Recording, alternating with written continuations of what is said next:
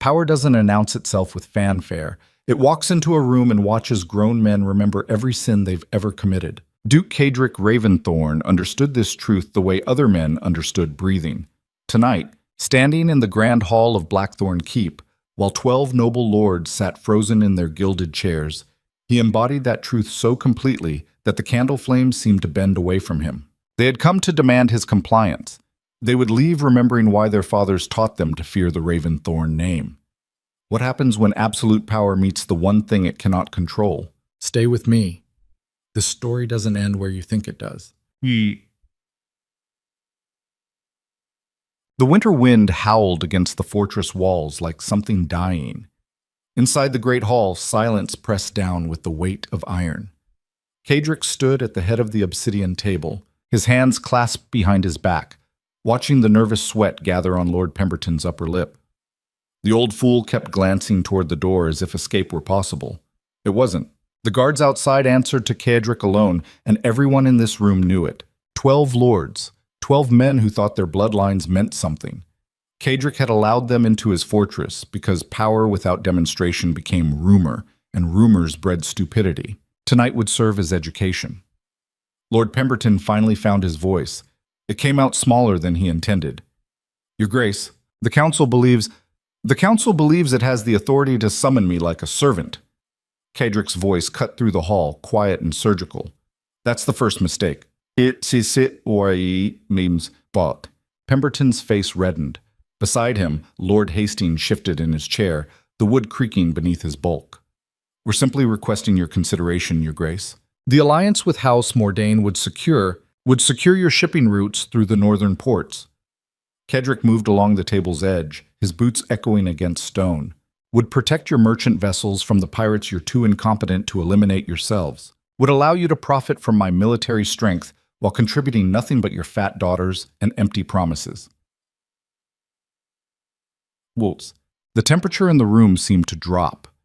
Lord Blackwood, younger than the others and stupider for it, stood abruptly. You overstep, Raventhorn. This council represents... Cadric looked at him. Just looked. The young lord's words died in his throat. He sat down slowly, his hand trembling as it gripped the armrest. This council represents fear dressed in silk. Cadric stopped at the far end of the table, his shadow falling across the assembled nobility like judgment. Your fathers understood the natural order. They bent their knees and prospered. You mistake my tolerance for weakness and come here making demands as if you have leverage. We have the support of half the kingdom, Lord Vexler said quietly. He was the dangerous one, the only man in the room with a functioning brain. Your military might is considerable, Your Grace, but civil war would cost you everything. Civil war. Cadric let the words hang in the air. You think 12 frightened merchants with private guards constitute a military threat. You think threatening me in my own fortress demonstrates strength rather than suicidal stupidity.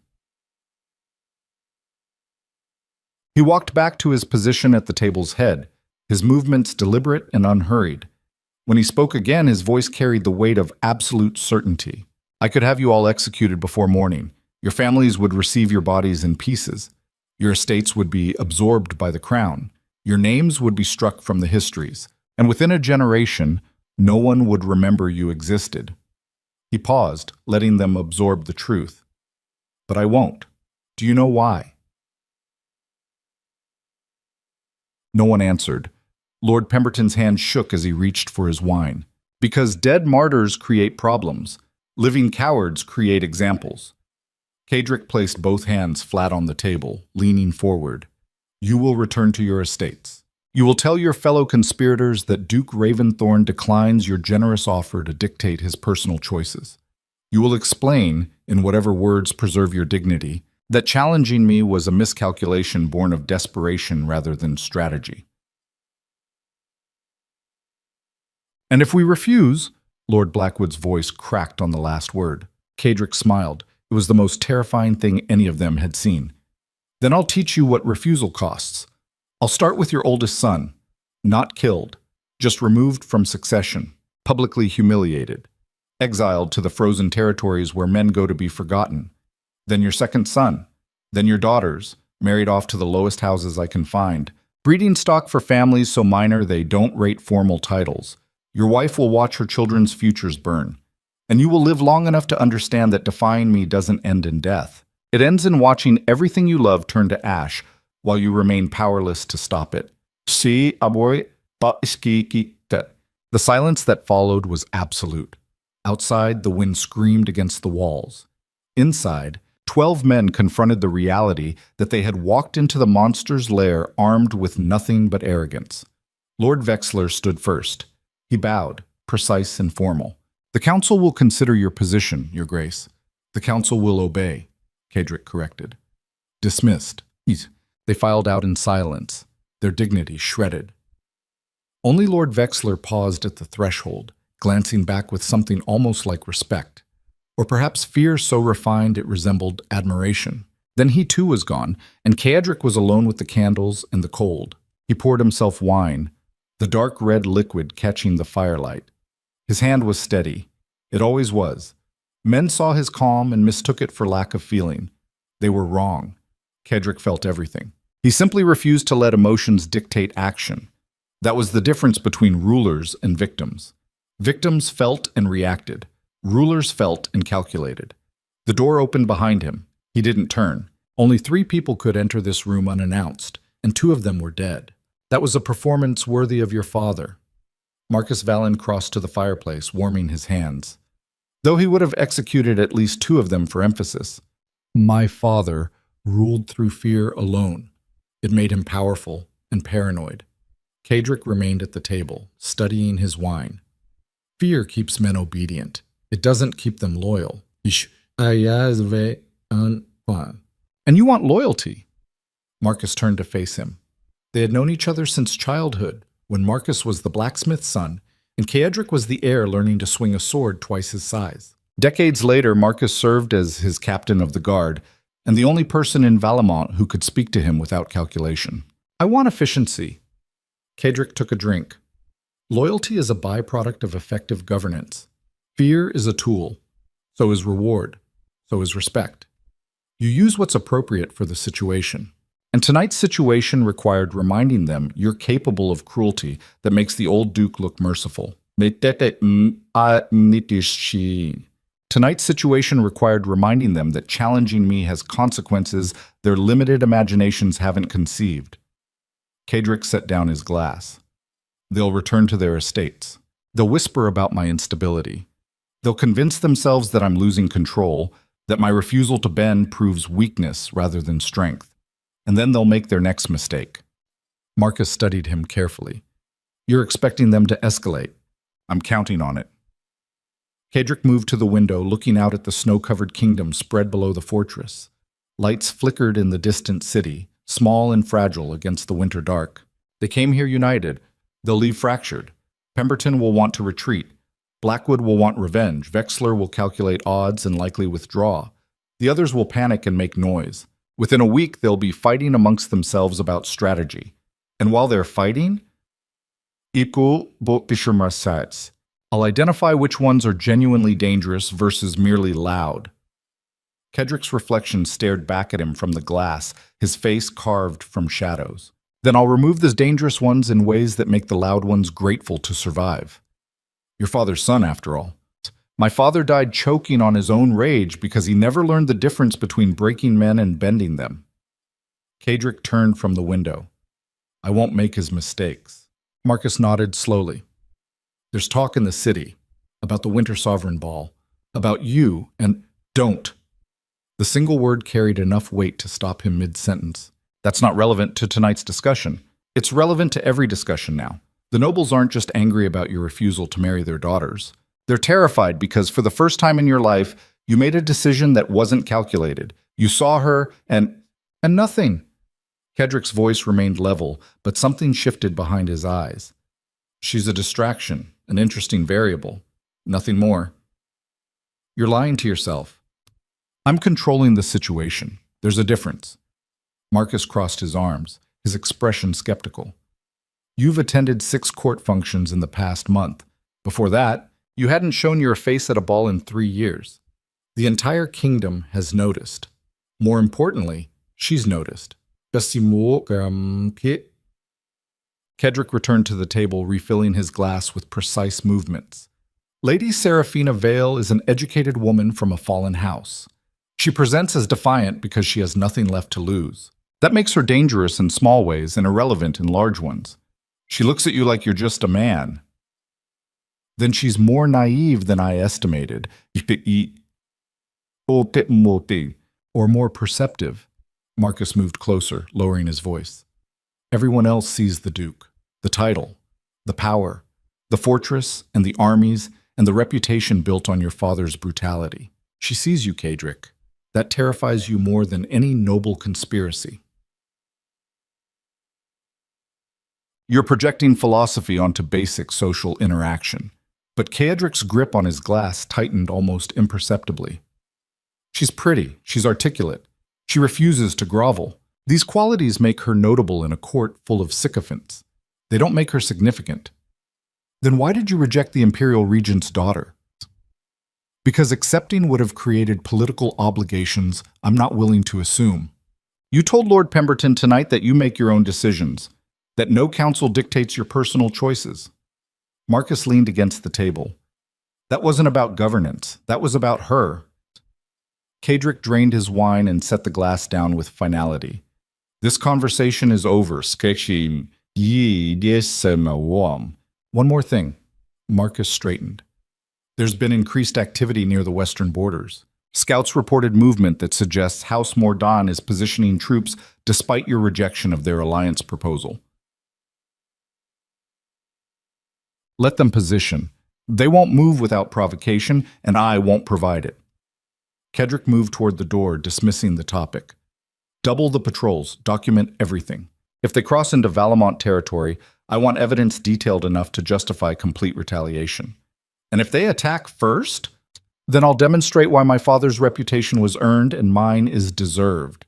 Dentix Ams Bess. Marcus nodded and departed, leaving Kedrick alone again. The fire crackled in the hearth. Wind howled against stone. Somewhere in the fortress below, guards changed shifts and servants prepared for morning, and life continued in the mechanical way it did inside castles built for war. Kedrick stood in the center of the great hall, surrounded by empty chairs and the ghost of his father's presence. The old duke had ruled from this room for 40 years, building power through systematic brutality that made rebellion impossible and loyalty irrelevant. He had created an empire of fear so complete that men obeyed from instinct rather than choice. And he had died alone, poisoned by someone close enough to reach his food, murdered by the very fear he had cultivated. Kedrick had been 19. He had found his father's body slumped over this table, eyes wide with betrayal, mouth still stained with the wine that killed him. The investigation had been thorough. The culprit was never found, likely because the culprit was one of a dozen people with motive and opportunity, any of whom might have acted, all of whom benefited from his death. That was the legacy of ruling through fear alone. Not strength, not security, just a corpse and a succession crisis, and the knowledge that absolute power without wisdom was just slow suicide. Kedrick had vowed to be different, smarter, more calculated.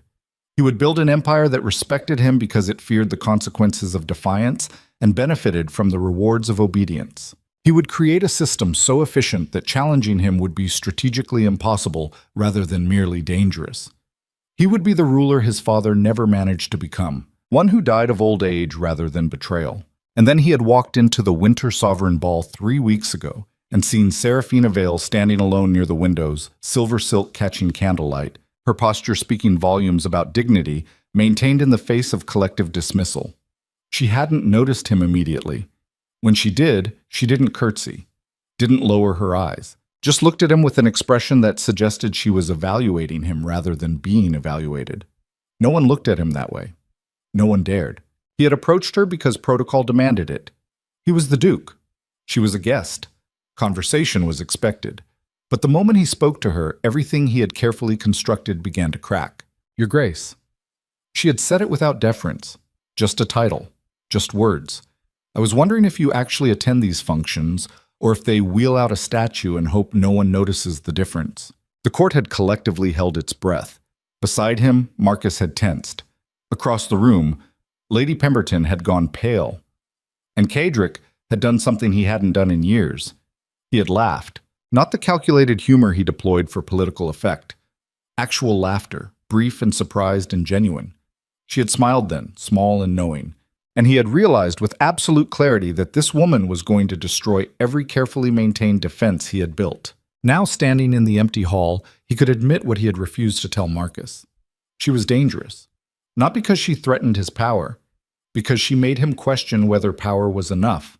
The thought was poison. Power was everything. Power was survival. Power was the only truth that mattered in a world built on violence and betrayal. Without power, you were a victim. With power, you controlled your fate. This was the lesson his father had beaten into him alongside sword training and strategic thinking. This was the truth that had kept him alive through assassination attempts and noble conspiracies, and the endless parade of people who wanted him dead. But when Serafina looked at him, none of that seemed to matter. She saw past the title and the reputation and the carefully constructed persona. She saw him, just him, and that was more terrifying than any army. Kedrick forced himself to focus. Tomorrow he would receive reports about the nobles' movements. Within days, the conspiracy would either collapse or escalate. Either outcome was manageable. He had plans within plans, contingencies for every possible scenario. Control was a matter of preparation meeting opportunity. He extinguished the candles one by one, watching darkness reclaim the hall. Then he walked through the fortress toward his private chambers, his footsteps echoing against stone worn smooth by generations of Raventhorns who had walked these same paths. The castle was a labyrinth of defensive architecture and hidden passages. He knew every corridor, every weakness, every place where an enemy might hide. His father had taught him that paranoia wasn't mental illness. It was survival instinct refined through experience. The guards at his door saluted sharply. Inside his chambers were austere. A massive bed that had belonged to his grandfather. A desk covered in reports and correspondence. Weapons mounted on walls. No art, no decoration, no sentiment, just function and utility and the knowledge that everything he owned could be replaced except his life. He stood at the window looking out at Valemount spread beneath the fortress like a kingdom of shadows and snow. This was his. All of it. Every house and farm and village. Every life lived within these borders existed because he maintained order. That was the covenant between ruler and ruled, obedience in exchange for security. It was a transaction, clean, efficient, uncomplicated by emotion or morality. Except morality was starting to whisper in the back of his mind in Serafina's voice. She had asked him once, during a brief conversation at another tedious function, whether he believed fear and respect were the same thing. He had told her they were different words for identical outcomes. She had smiled sadly and said, "Then you've never experienced either one genuinely." The words had haunted him for days. Still did. Because beneath the armor of certainty and control, he knew she was right. His people obeyed him because defiance meant consequences. His nobles cooperated because resistance meant ruin. His guards served because loyalty was rewarded and betrayal was punished. But none of it was respect. None of it was genuine. It was just fear wearing different masks. And he was so tired of masks. The thought came unbidden and unwelcome. Kaedric pushed it away violently. Tiredness was weakness. Questioning was doubt. Doubt was the first step toward the mistakes that killed rulers. His father had taught him that lesson before Kaedric could read. The moment you question whether you deserve power is the moment someone takes it from you. A knock at the door, sharp and urgent. Kaedric turned from the window. "Enter." One of the younger guards stepped inside, his face pale. "Your Grace, there's been an incident in the lower city. The house that belonged to—" He faltered. "Speak clearly." "Lady Serafina Vale's residence, Your Grace. It's on fire." Everything stopped, the world reduced to those words and their implications. Kaedric's mind raced through possibilities. Accident, arson, message, attack. Each one carried different consequences. Each one demanded different responses. Casualties? His voice remained level despite the way his heart rate accelerated. "Unknown, Your Grace. The city guard is responding now. Captain Valen is already en route." Kaedric was moving before the guard finished speaking. He grabbed his coat from the chair, strapping on his sword out of habit rather than necessity. "Prepare my horse. Now!" "Your Grace, it's not safe for you to—" "Did I ask for your tactical assessment?" Kaedric's voice cut like a blade. "Prepare my horse or find new employment." The guard fled. Kedrick followed seconds later, his stride eating up the corridor distance. His mind worked through scenarios with cold precision. If this was the nobles' doing, it was escalation beyond anything he had anticipated. If this was random tragedy, the timing was catastrophically coincidental. If this was a trap designed to lure him out of the fortress, it was working. He didn't care. The calculation that usually governed his decisions had vanished, replaced by something far more dangerous: urgency without analysis. He knew it was irrational, knew he was making the exact mistake he had spent his life avoiding, knew that riding into potential danger for one woman violated every principle of strategic thinking. He didn't care. The stable master had his horse ready by the time Kedrick reached the courtyard. He mounted in one fluid motion, spurring the animal toward the main gate without waiting for his guard detail. Behind him, he heard Marcus shouting orders, heard horses being saddled, heard the organized chaos of men trying to protect a duke who had suddenly stopped protecting himself. The ride down from Blackthorn Keep was treacherous in winter darkness. The path descended in sharp switchbacks, ice hidden beneath fresh snow. The cliff edge always one mistake away. Kedrick pushed his horse harder than wisdom allowed. The animal responded, bred for war and trained for absolute obedience, its hooves finding purchase on terrain that would have killed lesser mounts. The city rose around him as he descended, buildings packed tight in the old district where minor nobility clung to former glory through architectural stubbornness. Smoke rose ahead, visible against the night sky, orange flames painting the snow-covered streets with hellish light. Citizens gathered at safe distances, watching the house burn with the morbid fascination people reserved for disasters that didn't directly threaten them. Kedrick dismounted before his horse fully stopped, throwing the reins to a city guardsman too shocked to do anything but catch them. The house was fully engulfed, flames eating through the structure with terrifying speed. The heat hit him in waves. Around the perimeter, guards formed a line, keeping the crowd back while others worked with buckets in a futile attempt to control the blaze. "Where is she?" Kedrick grabbed the nearest officer, his voice cutting through the chaos. "Your Grace!" The man's eyes went wide with shock and fear. "We don't know. We haven't been able to enter the structure. The fire's too intense." If anyone was inside, Kedrick released him and moved toward the house. Someone tried to stop him. He knocked the hand away without breaking stride. The heat was overwhelming now, the flames roaring with the sound of destruction. Every rational part of his mind screamed that entering was suicide. Every part that made him human didn't care. Marcus appeared beside him, gripping his arm with enough force to leave bruises. "You can't go in there. Get off me! If you die rushing into a burning building for a woman you barely know, everything you've built collapses. The nobles will tear Valamon apart. Everything your father bled for, everything you fought to maintain. It all ends because you couldn't control yourself for 5 minutes." "I said get off me!" Kedrick's voice dropped to something dangerous. "She's not in there." A new voice, clear and steady, cutting through the noise and heat and chaos. They both turned. Seraphina stood 20 feet away, wrapped in a heavy cloak, her face smudged with ash but very much alive. Relief hit Kedrick with physical force. He took a step toward her before catching himself, reasserting control through sheer will. "Where were you?" The question came out harsher than intended. "At the cathedral. Charity work. Boring but necessary." She moved closer, her eyes tracking the flames consuming what was left of her home. Someone wanted to send a message. "They got my staff out first, so this wasn't about killing, just intimidation." "Who?" Kedrick's hand moved to his sword without thought. "Does it matter? You embarrassed the noble council tonight." They needed to respond in a way that demonstrated power without directly challenging you. Her voice carried strange calm. "Burning the home of a woman you've shown interest in accomplishes that. It's indirect, it's cruel. It's exactly what frightened men do when they can't confront the real threat." Marcus watched the exchange with calculating eyes. Around them, the city guard continued their futile efforts to contain the blaze. The house groaned as structural supports failed, collapsing inward with a shower of sparks that rose toward the winter sky like dying stars. "You'll stay at Blackthorn Keep." Kedrick made it a statement rather than an offer. Kedrick made it "I'll stay at the Temple District. They have rooms for displaced nobility." Seraphina met his eyes without flinching. "I don't need your protection. I need you to understand that every time you demonstrate weakness for me, someone else suffers the consequences. This isn't weakness." Then what is it? She stepped closer, her voice dropping so only he could hear. You rode down here without your guard, without thinking, without the calculation that supposedly governs every decision you make.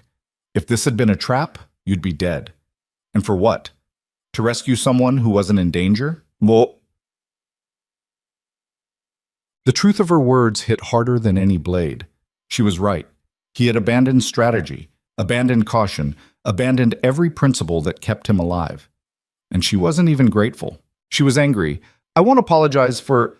I'm not asking for an apology. I'm asking you to be smarter. Serafina's eyes held something he couldn't name. Your enemies are watching. Every crack in your armor is an opportunity. Tonight you showed them the biggest crack imaginable, that I can make you irrational. Behind them, Marcus cleared his throat. Your Grace, we should return to the fortress. Kedrick ignored him. Come with me. No. That wasn't a request. I don't care. Serafina's defiance burned brighter than the flames consuming her house. You want to protect me? Then be the Duke everyone fears. Make the people who did this regret they were ever born. But don't turn me into another piece on your chessboard. Don't make me a symbol of your power or your weakness or whatever this is between us. What is this between us? The question hung in the air between them, raw and unplanned. Around them, the city guard worked and the crowd watched and the house burned. But in that moment, none of it mattered except the space between a duke who controlled kingdoms and a woman who refused to be controlled. Serafina's expression softened almost imperceptibly. That's the question that's going to destroy everything, isn't it? She turned and walked away before he could respond. The crowd parted for her automatically, drawn by the dignity in her carriage despite the ash on her face and the ruin of her home behind her. Kedrick watched her disappear into the winter night, feeling something crack inside his chest that had nothing to do with strategy or power or control. Marcus moved beside him, his voice quiet. Well, this just became significantly more complicated. Kedrick turned back to the burning house, watching flames consume the last remnants of the structure. His mind was already working through implications and responses. Someone had targeted Serafina to send him a message. That meant war. Not the political maneuvering he had expected, but actual, open warfare between him and whoever was stupid enough to make this personal. Find out who did this. His voice carried absolute certainty. I want names. I want evidence. I want everything documented so thoroughly that when I destroy them, no one can claim it was unjust. And if it leads back to the council, then the council learns what happens when political strategy crosses into personal attack. Kedrick mounted his horse, looking down at Marcus with eyes that reflected the dying flames. They wanted to see weakness. Instead, they're going to learn the difference between my father's cruelty and mine. He killed people because he enjoyed it. I'll kill them because they made it necessary. The ride back to Blackthorn Keep was slower. Marcus rode beside him, their horses climbing the switchback path toward the fortress silhouetted against the stars. Behind them, the city settled back into winter darkness, the fire reduced to smoke and memory. Kedrick's mind churned through calculations and contingencies. The attack on Serafina's house had been designed to accomplish multiple goals. Demonstrate the noble's power, create fear among those who might side with him, and most importantly, prove that caring about someone made you vulnerable. Standard intimidation tactics. Effective if the target was anyone else. But Kedrick Raventhorn had learned a long time ago that vulnerability was only fatal if you let it control you. Yes, he cared about Serafina. Yes, that caring had made him irrational tonight. But irrationality could be weaponized just like any other tool. Let his enemies think he was weakened by attachment. Let them believe they had found his pressure point. They would lean on it. They would exploit it. And when they did, he would be ready. They reached the fortress as midnight bells rang across the kingdom. Guards opened the gates immediately, recognizing the Duke despite the absence of formal procession. Inside the courtyard, servants waited with torches and worried expressions. News traveled fast in Blackthorn Keep. Everyone knew the Duke had ridden into potential danger for a woman. Everyone understood what that meant. Kedrick dismounted, handing his reins to the stable master. Marcus? My study. 5 minutes. Awesome. He didn't wait for acknowledgement.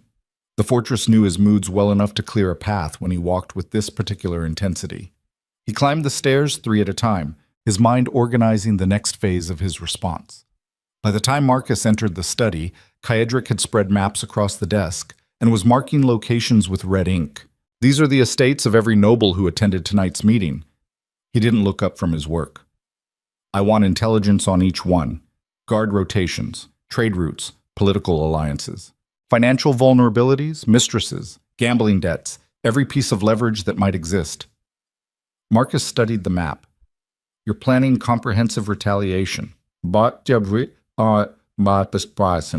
I'm planning surgical elimination of everyone who thought tonight's attack was clever strategy. Kaedric marked another location. Whoever ordered that fire assumed I would respond with emotion. They were right, but they assumed my emotion would make me stupid. That was their mistake. And if multiple members of the council were involved,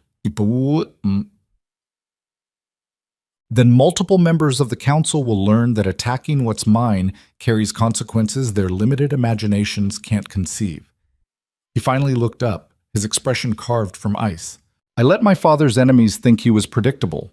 They murdered him because they believed they understood his patterns. I won't repeat that mistake. They want to see what happens when I stop being calculated? I'll show them calculation so cold it makes my father's brutality look merciful. Marcus pulled up a chair, settling into the strategic discussion with practiced ease. They had done this countless times before, planning responses to threats both real and theoretical. But tonight felt different. Tonight, the rage beneath Kaedric's control was personal rather than political. That made him more dangerous and potentially more vulnerable. The arson investigation will take days, Marcus said. We need something immediate to demonstrate strength. Oh, agreed. Tomorrow morning, I want every business owned by members of the Noble Council inspected for regulatory violations. Tax fraud. Labor abuses. Contraband. I don't care what you find. I want legal justification to seize assets. Kaedric marked another map location. Start with Pemberton's shipping fleet. He's the loudest and the weakest. Make an example that the others can't ignore. That's economic warfare. That's the opening move. If they respond with violence, I escalate to military action. If they respond with politics, I escalate to exposing corruption. Either way, they learn that targeting what's mine means losing what's theirs. They worked through the night, building a strategy that was part punishment and part deterrent. By the time dawn light began filtering through the study windows, they had created a plan comprehensive enough to dismantle the Noble Council's power base while maintaining legal justification for every action. It was brilliant, it was ruthless, and it would work because Kaedric had spent his entire life preparing for exactly this kind of calculated destruction. The sun rose over Valamont, painting snow-covered rooftops in shades of pink and gold. From his window, Kaedric could see the entire kingdom spread before him. Every building, every street, every life lived in the shadow of Blackthorn Keep. This was his responsibility, his burden. His empire built on the foundation his father had created and refined through intelligence his father had lacked. But as he stood there watching morning transform darkness into day, his mind returned to Seraphina, to the way she had looked at him beside the burning house, to the question she had asked that he couldn't answer. What is this between us? He didn't know. That terrified him more than any conspiracy or assassination attempt. Not knowing meant loss of control. Loss of control meant vulnerability. Vulnerability meant death. This was the equation that had governed his entire life. This was the truth that had kept him alive when smarter, stronger, better men had fallen. But when he thought about her, none of that mattered. When he remembered the way she challenged him, the way she saw through his carefully constructed defenses, the way she made him feel human instead of powerful, none of the equations added up correctly. A knock at the door. Marcus had left an hour ago to begin implementing their strategy. This would be something new, something that required immediate attention. Enter, Ishi. Basit, a messenger, young and nervous. Your Grace, a letter arrived, marked urgent and private. Kaedric took the sealed parchment. The wax bore no identifying mark. He broke it open, reading the contents once, then again to confirm what his mind refused to accept. The letter was from Seraphina. Duke Raventhorn, by the time you read this, I will have left Valamont. Please don't follow me. Please don't send people to find me. What happened tonight proved something we both already knew. I make you vulnerable, and you make me a target. Neither of us can afford those truths. You asked what this is between us. I'll tell you. It's the kind of thing that destroys kingdoms when rulers forget that power and love can't coexist. Your father died because he never learned to trust anyone. Don't let caring about me turn you into a different kind of monster, one who burns the world to protect what he can't control. Be the Duke Valamont needs, not the man I want you to be. Serafina. Kedrick read the letter a third time, then a fourth. The words didn't change. She was gone. She had left to protect him, to protect herself, to prevent the destruction her presence in his life would inevitably cause. The logical part of his mind acknowledged the wisdom in her decision. She was right. They made each other vulnerable. Her presence created leverage his enemies could exploit. Her absence removed that weakness, restored his strategic advantage, allowed him to focus on governance without the distraction of personal attachment. The logical part of his mind understood all of this perfectly. The rest of him wanted to tear the kingdom apart until he found her. Kedrick stood absolutely still in his study, while dawn light filled the room and his carefully ordered world collapsed into chaos. Below him, Valamont continued its morning routine. Markets opened. Guards changed shifts. Life proceeded with mechanical certainty. Everything was exactly as it had been yesterday. Except everything had changed. Because for the first time in his life, Duke Kedrick Raventhorn had found something he couldn't control, couldn't manipulate, couldn't force into submission through strategy or strength or systematic brutality. And she had walked away. The letter crumpled in his fist. His other hand gripped the window frame hard enough to leave marks in the wood. Behind him, the messenger waited for instructions that didn't come. Outside, his kingdom awaited orders from a duke who had temporarily forgotten how to think past the roaring in his ears. Marcus burst through the door without knocking, his face grim. "We have a problem. House Mordain just mobilized their army. They're marching toward our western border with enough force to level everything between here and the coast." Kedrick turned from the window slowly. His expression was empty, hollowed out. When he spoke, his voice carried no emotion at all. "Good. I was wondering who I should destroy first." The war room filled with men who pretended they weren't afraid. Kedrick stood at the head of the table, the crumpled letter still in his pocket, its weight somehow heavier than the strategic map spread before him. Marcus had summoned the military commanders within minutes of receiving confirmation that House Mordain's army was 3 days from the western border.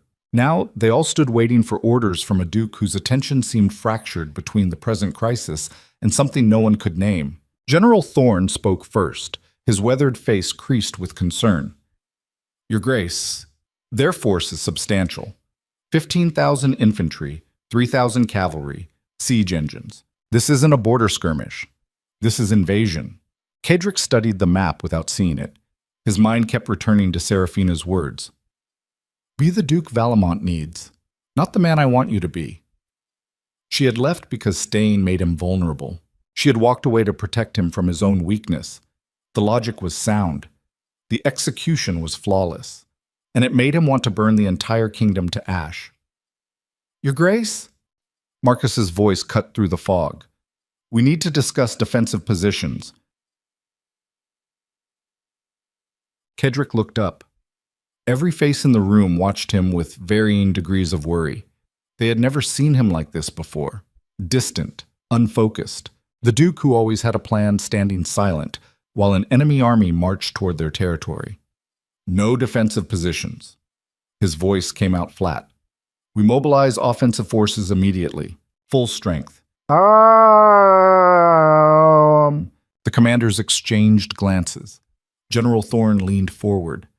"Your Grace, our intelligence suggests they have numerical superiority.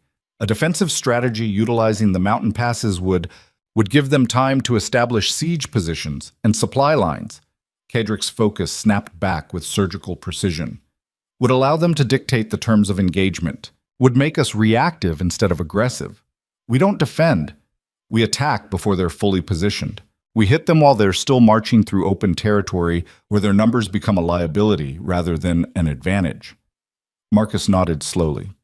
"Aggressive, risky, possibly brilliant. Definitely necessary." Kadric placed both hands on the table, leaning over the maps. House Mordan thinks they're punishing me for rejecting their alliance proposal. They think this is about politics and trade routes and noble pride. They're wrong. This is about testing whether I'm weak enough to be conquered. We're going to answer that question definitively. Das bit itipojipamitin. What about the Noble Council? Commander Valens, younger and more politically aware than the others, voiced the concern everyone was thinking. If we commit our forces west, they might use the opportunity to let them try. Kadric's smile held no warmth. Anyone who moves against me while I'm defending Valamont from external invasion becomes a traitor. Traitors hang from the walls of Blackthorn Keep until the crows finish with them.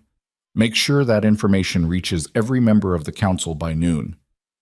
The room fell silent. This was the Duke they recognized.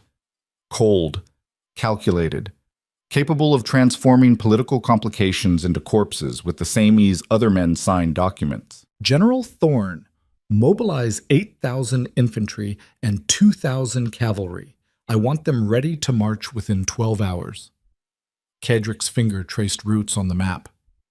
Commander Valens, take 500 of your best riders and scout ahead. I need terrain reports and enemy positioning updated every 6 hours. Marcus, you'll command the fortress garrison in my absence. Marcus straightened. Your absence? I'm leading the assault personally. Hassan. The room erupted in protests. Generals who had fought beside his father tried to explain tactical stupidity. Commanders who had sworn oaths to protect him outlined every reason why dukes remained in fortresses during wartime. Marcus simply stared at him with an expression that said he understood exactly what was happening and hated it. Kadric waited until the noise died down. When he spoke, his voice carried absolute finality. House Mordain invaded because they believe I'm distracted, compromised, weak. If I hide in my fortress while sending others to fight, I confirm their assessment. If I lead from the front, I prove that whatever personal complications exist don't affect my capacity for violence. This isn't about tactics. This is about reputation. And if you die? Marcus's question cut through the strategic rationalization. Then you execute every member of the Noble Council and establish military governance until someone competent claims the succession. Kadric met his oldest friend's eyes without flinching. But I won't die. House Mordain brought an army designed to conquer territory. I'm bringing an army designed to destroy theirs. There's a difference. He dismissed them with a gesture. They filed out slowly, men who understood orders even when they disagreed with them. Only Marcus remained, standing across the table with his arms crossed and his expression grim. You're not doing this for reputation. It wasn't a question. I'm doing this because it's necessary. Kadric rolled up the maps with precise movements. Mordain invaded now because they received intelligence that I'm vulnerable. Someone in Valamont told them about Seraphina, about my reaction to the fire, about the fact that for the first time in my life, I made decisions based on emotion rather than strategy. So this is about proving you're still in control. This is about eliminating the perception that I can be manipulated through personal attachment. Kadric's hand stilled on the map. She left because she made me weak. The only way to undo that damage is to demonstrate that her absence doesn't affect my capacity for absolute brutality. Marcus moved around the table, his voice dropping. Or you could admit that you're doing this because violence is easier than feeling anything real. That going to war is simpler than confronting the fact that someone finally mattered enough to scare you. Your psychological assessment is noted and irrelevant. Kadric turned toward the door. Make sure the fortress is prepared for extended siege conditions. If Mordain has allies moving simultaneously, we need to be ready for complications. Bas Kadric. Marcus rarely used his actual name. When he did, it carried weight that titles couldn't match. Don't get yourself killed trying to prove you don't care about her. Kadric paused at the threshold. I care about Valamont. Everything else is distraction. He left before Marcus could respond. The corridor outside stretched toward his private chambers, empty except for guards who saluted as he passed. His mind was already moving through logistical necessities. Weapons, armor, supplies. the mechanical preparation for war that occupied the space where emotions might otherwise intrude. Inside his chambers, servants had already begun packing. News traveled through Blackthorn Keep faster than rumors through market squares. Everyone knew the Duke was marching to war. Everyone understood what that meant. The last time a Raventhorn led troops personally, the enemy kingdom ceased to exist. Caedric dismissed the servants and dressed himself. Leather armor worn soft from use, chainmail that moved like fabric. The sword his father had carried into battle, its blade etched with names of defeated enemies. Each piece was familiar, comfortable. A return to the simplicity of violence where problems had solutions delivered through superior force. He was fastening the last buckle when he noticed the small wooden box on his desk. Plain, unremarkable. Definitely not his.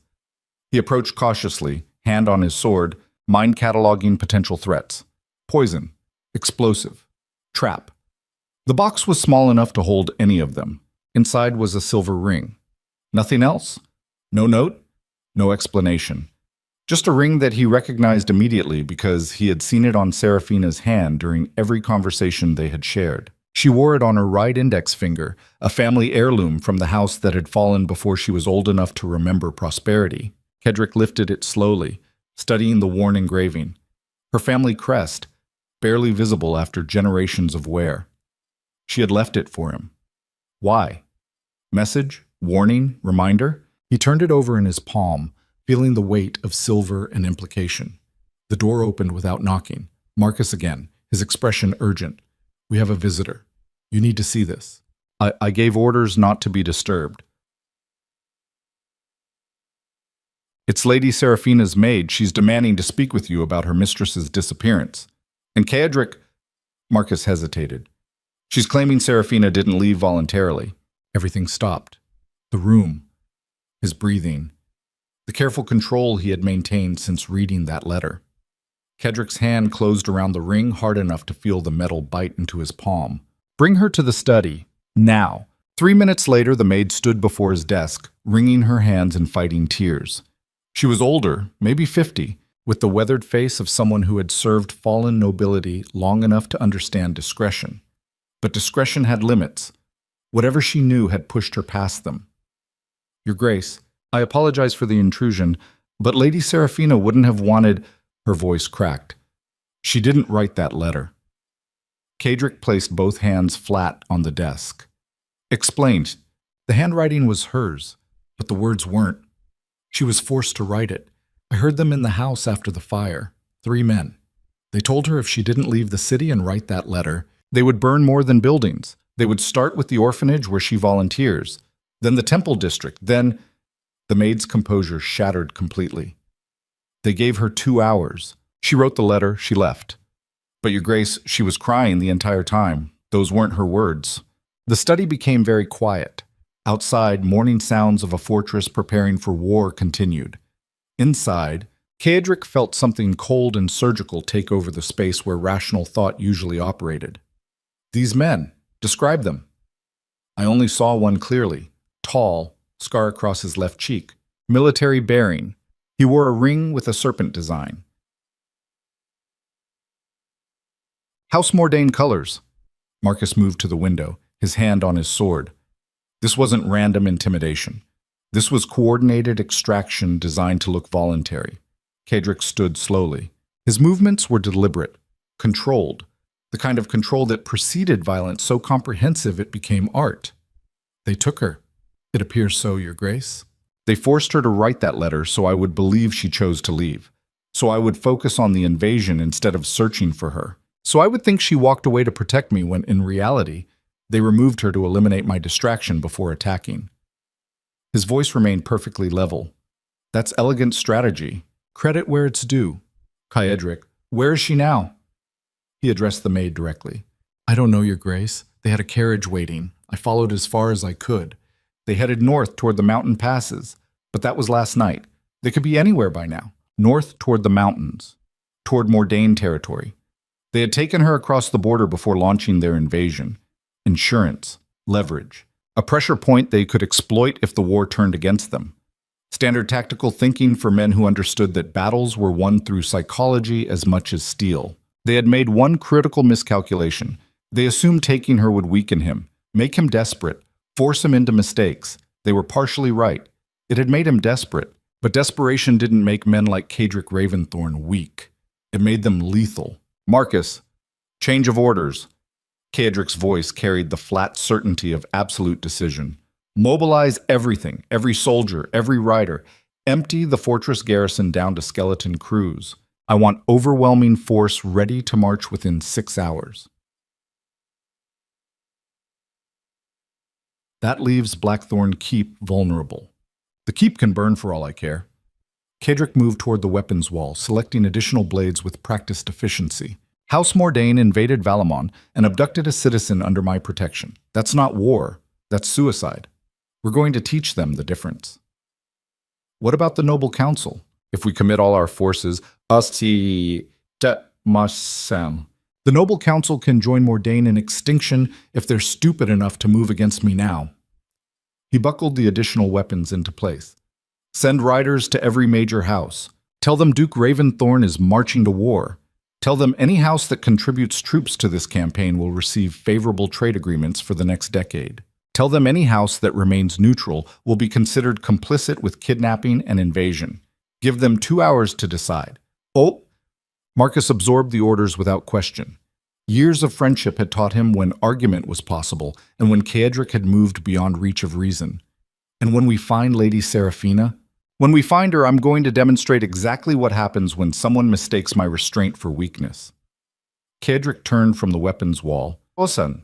Cadric turned from them, his eyes carrying something Marcus had never seen before. Not rage, not fury, something colder and infinitely more dangerous. My father ruled through fear. I thought I was smarter, more strategic, better at balancing respect and intimidation. But maybe he was right all along. Maybe the only language worth speaking is the one written in blood. Das ist what? That's not you talking. That's the man who's going to get her back. Cadric moved past him toward the door. Prepare the troops. We march at sundown. The next 6 hours transform Blackthorn Keep from fortress to war machine. Soldiers assembled in the massive courtyard, their armor catching afternoon sun, their faces showing the grim determination of men who understood their duke had moved past political maneuvering into something far more primitive. Supply wagons lined up in precise formations. Horses stamped and snorted, sensing the collective tension. Blacksmiths worked overtime, sharpening blades that would taste blood before the week ended. Cadric stood on the ramparts, watching the preparation below. Beside him, General Thorn reviewed tactical options with professional detachment. If they're holding her in Mordain territory, extraction becomes complicated. Their fortress at Ravencross is heavily fortified. Direct assault would cost thousands of casualties. Then we'll pay that cost. Cadric's gaze remained fixed on the assembling army. Calculate for total warfare, no retreat, no negotiation. We hit them with everything until they surrender her or cease to exist as a functional military force. Your Grace, with respect, that strategy risks some. I don't care what it risks. Cadric finally looked at the general. House Mordain made this personal when they took her.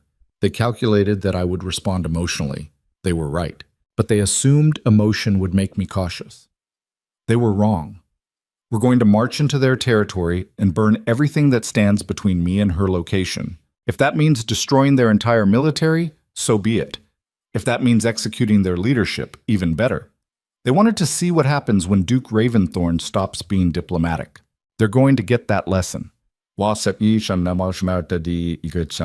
General Thorn nodded slowly. He had served 2 Raventhorns. He recognized the family madness when it surfaced. The troops will be ready by sundown, Your Grace. Good. Make sure they understand the objective isn't territorial conquest. We're not there to occupy. We're there to destroy and retrieve. Speed and violence, nothing else matters. The general departed, leaving Cadric alone with his thoughts and the growing army below. The rational part of his mind acknowledged the enormous gamble he was taking. Committing all forces to aggressive warfare in enemy territory violated every principle of defensive strategy. If the Noble Council moved against him, if other houses saw opportunity in his absence, if Mordain had allies waiting for exactly this scenario, Valamont would be vulnerable. He didn't care. Serafina had accused him once of ruling through fear because fear was the only language he trusted. She was right. But she had also shown him something else. That power without purpose was just noise. That control without humanity was just survival. That everything he had built meant nothing if he couldn't protect the one person who made him feel human. So he would burn Mordain to the ground. He would sacrifice strategic advantage for personal retrieval. He would prove to everyone watching that taking what belonged to Duke Cadric Raventhorn carried consequences that made war look merciful. And if that made him his father's son after all, so be it. Marcus appeared at his elbow, his presence announced by familiar footsteps. The noble council sent a representative, Lord Vexler. He's requesting audience. Isam, Iam, Jad Basars. How polite. I assume he's here to explain why his colleagues thought abducting Serafina was acceptable strategy. He claims ignorance of any abduction, says the council had nothing to do with Mordain's invasion, wants to negotiate terms for supporting your campaign in exchange for political concessions. Marcus's tone suggested exactly what he thought of those claims. Bring him up. Cadric remained at the rampart, watching his army finalize preparation. Let's hear what kind of lies he's selling today. Lord Vexler arrived 5 minutes later, his usual composure slightly cracked. He bowed formally, his movements precise despite obvious nervousness. Your Grace, thank you for seeing me under these difficult circumstances. You have 2 minutes. Speak. Vexler straightened, choosing his words carefully. The Council wishes to express solidarity with Valamont during this unprovoked aggression. House Mordain's actions are inexcusable. We're prepared to mobilize additional forces to support your campaign. In exchange for what? Merely recognition that the Council serves as valuable advisory body, that certain decisions benefit from collective wisdom rather than singular authority, that perhaps arrangements could be made regarding my personal life. Cadric turned to face him directly. You want to use this crisis to extract political concessions. You want me to agree that my marriage, my alliances, my private decisions become subject to council approval. In exchange, you'll provide troops that I don't need to fight a war. I'm winning regardless. Vexler's expression flickered. Your Grace, I'm simply suggesting that cooperation might... Did you know they took her? The question cut like a blade. I don't understand. Lady Serafina, did you know House Mordain abducted her? Did you know they forced her to write that letter? Did any member of your council have advance knowledge that an invasion was coming? Kedrick descended from the rampart, moving toward Vexler with deliberate slowness. Choose your next words very carefully. They determine whether you walk out of here or get thrown from these walls. Shit. Vexler paled. Your Grace, I swear on my family name, the council had no knowledge of any abduction. We knew Mordain was upset about the rejected alliance. We knew they were positioning troops, but we believed it was posturing, not actual invasion. And we certainly didn't know about Lady Serafina. But you knew someone was targeting her. It wasn't a question. Silence stretched between them. Below, soldiers continued their preparation, unaware of the confrontation happening on the ramparts above. Finally, Vexler nodded fractionally. After the fire, there was talk. Speculation about who might benefit from removing her influence. Some council members suggested it sent an appropriate message about respecting tradition. I argued against it. Others were less diplomatic. His voice dropped. But if someone coordinated with Mordain to actually abduct her, that wasn't sanctioned council action. That was individual conspiracy. Names. Your Grace, without proof, sus. Names. Now. Or I throw you off these walls and extract them from whoever survives you. Vexler's composure cracked completely. Lord Pemberton, Lord Blackwood, possibly Lord Hastings. They were the loudest about finding ways to pressure you regarding marriage alliances. But I never heard them discuss abduction, just political maneuvering, economic pressure, standard aristocratic games. Standard aristocratic games just became treason. Cadric moved past him toward the stairs. Marcus, arrest Lord Pemberton and Lord Blackwood, seize their estates and assets, place them in the lower dungeons pending formal charges of conspiracy with foreign powers. Your Grace, Vexler's protest came out strangled. Without trial, without evidence beyond speculation, they'll get their trial. After I return from Mordain. If they're innocent, they'll be released with apologies and compensation. If they're guilty, they'll hang from chains long enough for the entire kingdom to understand what happens to traitors. Kadric paused at the top of the stairs. You have a choice, Vexler. You can continue defending your colleagues and join them in the dungeons, or you can provide every piece of information you have about council communications with House Mordain over the past month. I'll cooperate fully, Your Grace. Excellent. Marcus will take your statement. If it leads to Serafina's location, you'll be rewarded. If it wastes my time, you'll regret it. Dismissed. Vexler fled with as much dignity as terror allowed. Marcus watched him go, then turned to Kadric with an expression mixing concern and resignation. You're arresting members of the Noble Council without formal charges. I'm protecting Valamont from internal threats while responding to external invasion. That's literally the definition of my authority.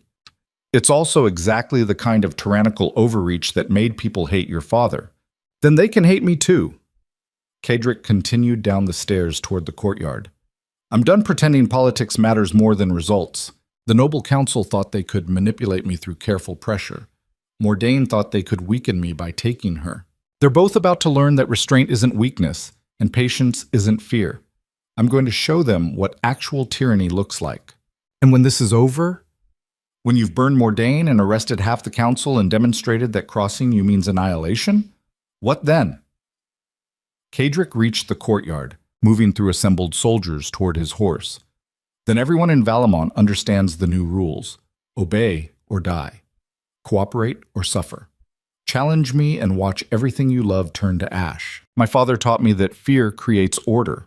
I tried to improve on his methods. Clearly, that was a mistake. Serafina wouldn't want this. Marcus's words stopped him mid-stride. She walked away, was taken away, specifically to prevent you from becoming this, from sacrificing everything you built for revenge disguised as rescue. She doesn't get to decide what I become. Kadric mounted his horse, the animal responding immediately to his weight and presence. Neither do you. Mordain invaded my kingdom and took someone under my protection. That's all that matters. Everything else is just noise. He raised his hand, silencing the courtyard. 10,000 soldiers fell quiet, their attention focused on the Duke sitting tall in his saddle, his face carved from stone and determination. House Mordain believes we're weak. They believe our Duke is distracted by personal complications. They believe Valamont can be conquered because our leadership has grown soft. His voice carried across the assembled troops without effort. We're going to correct their misunderstanding. We march to Mordain territory not to defend our borders, but to destroy their capacity for warfare. We go not as peacekeepers, but as executioners. Every soldier who stands against us dies. Every fortification that blocks our path burns. Every officer who gave orders for this invasion hangs. We don't negotiate. We don't accept surrender until our objective is achieved. We take back what was stolen and leave nothing behind but examples. The soldiers responded with a roar that shook the fortress walls. These were men bred for war, trained for violence, waiting their entire lives for a leader who would unleash them without restraint. Duke Kadric Raventhorn had just given them permission to become the monsters that civilized society pretended didn't exist. The gates of Blackthorn Keep opened like the jaws of some massive predator. The army poured through in organized columns, their movement precise despite the aggressive speed. Cavalry units fanned out to scout ahead. Infantry marched in tight formations designed for rapid deployment. Supply wagons followed at intervals calculated to support sustained warfare without slowing advance. Kadric rode at the front, Marcus beside him, both men silent as Valamont's military might descended from the fortress toward the western territories and the war waiting beyond. Behind them, the keep stood empty save for minimal garrison forces. Before them, 3 days of forced march separated them from Mordain's invasion force and whatever fortress held Serafina. The sun began its descent toward the horizon, painting snow-covered mountains in shades of blood and gold. Kadric watched it fall, his mind moving through contingencies and probabilities. Mordain's army had marched openly, confident in their numbers and strategy. That confidence would be their weakness. They expected defensive warfare, sieges, negotiations, the slow grinding approach of armies that valued preservation over victory. They wouldn't expect Valamont's full military force crashing into them with the singular objective of complete annihilation. They wouldn't anticipate a duke who had moved past strategic thinking into something far more dangerous: personal vendetta, backed by absolute authority. Night fell as they marched, the army carrying torches that turned the landscape into a river of fire, flowing west. Scouts returned periodically with updates. Mordain's forces had stopped to establish camp 40 miles ahead. They were settling in for siege preparation, building fortifications, organizing supply lines. Everything by the book. Everything predictable. Everything wrong. Ceadric called a halt 3 hours before dawn. The army made cold camp. No fires that might reveal position or numbers. Soldiers rested where they stopped. Veteran discipline keeping them quiet despite obvious exhaustion. Officers moved through the ranks, distributing rations and checking equipment. In the command tent, Ceadric studied maps by covered lantern light. General Thorne pointed out terrain features while Marcus reviewed scout reports. The picture was clear. Mordain expected them to arrive in 3 days. Expected defensive positioning. Expected negotiation. We hit them at dawn. Ceadric's finger traced attack routes. 3-pronged assault. Cavalry from the north and south, infantry straight through their center. They're not expecting us for days. They won't have proper defensive perimeters established. We'll be on them before they can form effective resistance. That's not warfare, Your Grace. General Thorne's voice carried professional concern. That's slaughter. Correct. Ceadric looked up from the maps. That's the point. We're not here to fight honorably. We're here to destroy them so completely that every other kingdom within 1,000 miles hears what happened and never considers crossing Valamont again. And prisoners? Interrogate them for information about Seraphina's location. Those who cooperate get quick deaths. Those who don't get imaginative ones. Make sure the survivors understand that the only thing worse than facing Valamont in battle is taking something that belongs to its duke. The general nodded grimly and departed to brief unit commanders. Marcus remained, his expression unreadable in the dim light. You've crossed a line tonight. Several of them. Ceadric rolled up the maps. Your point? Helps him. Shut us saying. My point is that you're burning down everything you spent a decade building. The reputation for harsh but fair governance. The respect you earned through strategic brilliance instead of mindless brutality.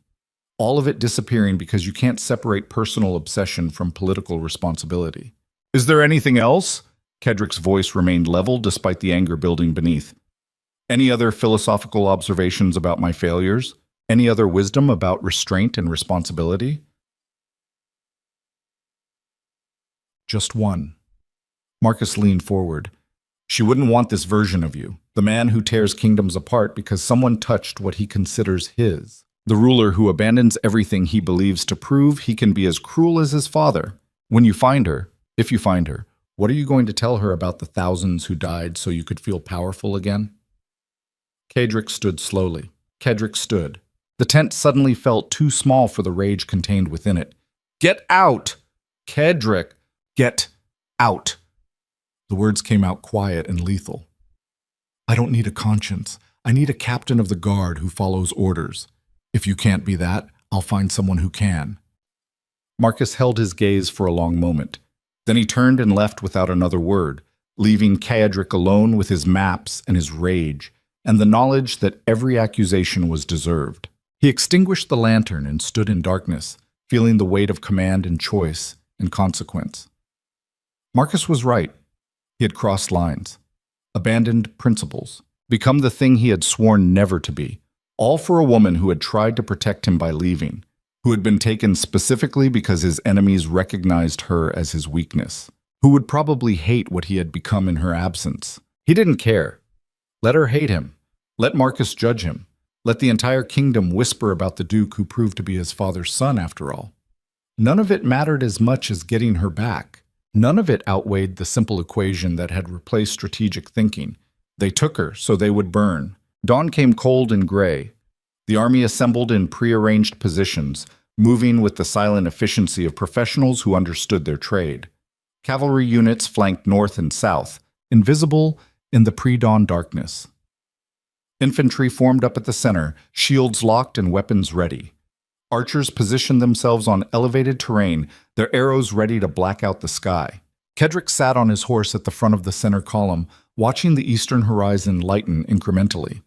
Beside him, General Thorne waited for the signal to attack.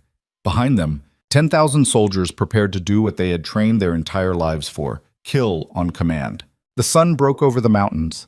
Light spilled across the landscape, revealing Mordaine's encampment spread below like pieces on a game board.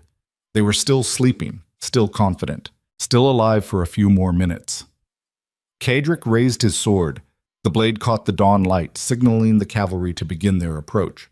Then he lowered it, pointing directly at the enemy camp. The army surged forward like a wave of steel and fury. The sound of 10,000 boots hitting frozen ground created thunder that woke Mordaine's soldiers too late to matter. Cavalry crashed into their flanks while they were still reaching for weapons.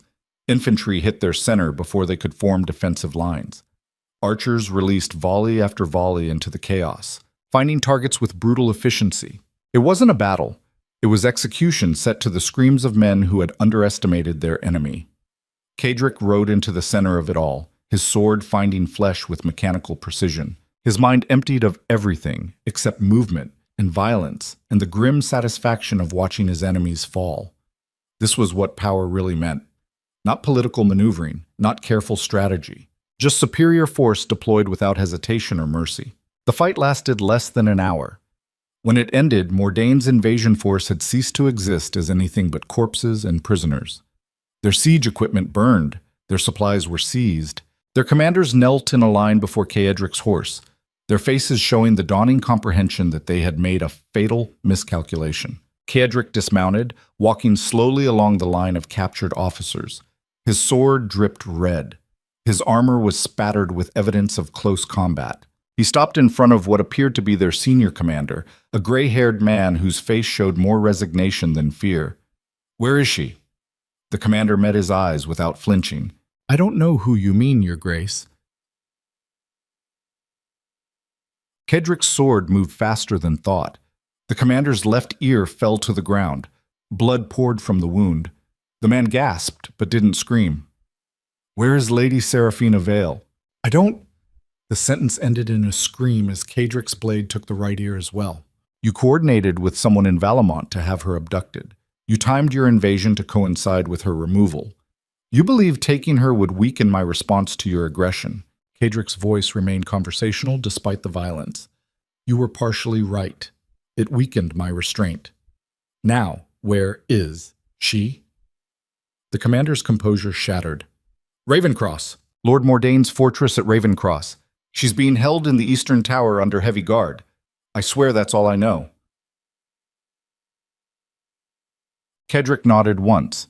Then he drove his sword through the man's heart, killing him instantly. The other captured officers flinched. He turned to face them, his blade still wet. "Anyone else want to tell me what I already know?" The youngest officer, barely 20, started babbling. "She's alive. Lord Mordaine ordered her kept comfortable. He said she was insurance.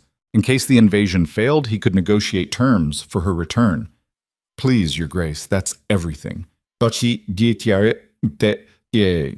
Thank you for your cooperation." Kedrick executed him as well. Quick, clean, merciful compared to what he wanted to do. "The rest of you will be taken back to Valamont. You'll stand trial for invasion and conspiracy. If you're lucky, you'll hang quickly. If you're not, you'll learn what happens when you make Duke Raventhorn's enemies list." He turned to General Thorne. "Leave 1,000 troops to secure this position and manage prisoners. The rest of us march on Ravencross immediately. No rest, no delay. We hit them before word of this massacre reaches their fortress. Your Grace, the troops need to recover. They just fought a major engagement. Pushing them directly into another assault is exactly what we're doing." Kedrick cleaned his blade on a fallen banner. "Mordaine thinks they still have leverage, thinks they can negotiate because they hold Seraphina. We're going to arrive at their gates before they realize that leverage just became a death sentence." The army reformed with grim efficiency. Exhausted soldiers who should have rested instead picked up weapons and prepared to march another 20 miles toward the fortress, where their enemies made their final stand. This was beyond ordinary military campaign now. This was religious fervor channeled through disciplined violence. Duke Raventhorn had become something beyond a commander. He had become a force of nature aimed at a single objective, and everyone marching behind him understood that nothing would stop him short of death. They reached Ravencross at sunset. The fortress sat on a promontory overlooking a river valley, its walls built from black stone that gave it the appearance of something carved from the mountain itself. Banners bearing House Mordain's serpent sigil flew from the towers.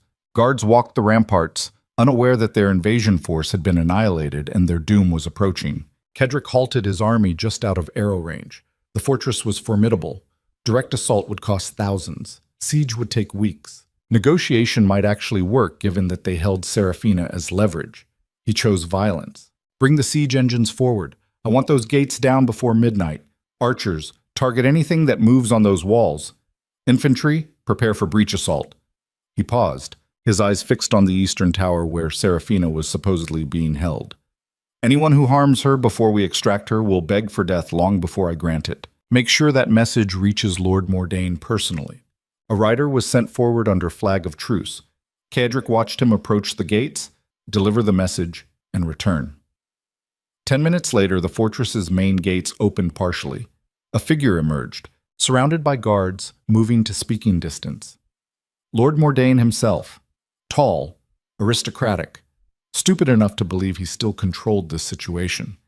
Duke Raventhorn, let us speak as reasonable men about, You have 10 minutes to surrender Lady Seraphina unharmed, or I reduce your fortress to rubble. Cedric's voice carried across the distance. Those are the only terms available. Be reasonable. Your Grace, we can negotiate. 9 minutes. You're destroying centuries of diplomatic tradition. We can reach an arrangement that benefits. 8 minutes. Every minute you waste is another section of wall that comes down. Every delay means more of your people die. I don't care about your fortress. I don't care about your house.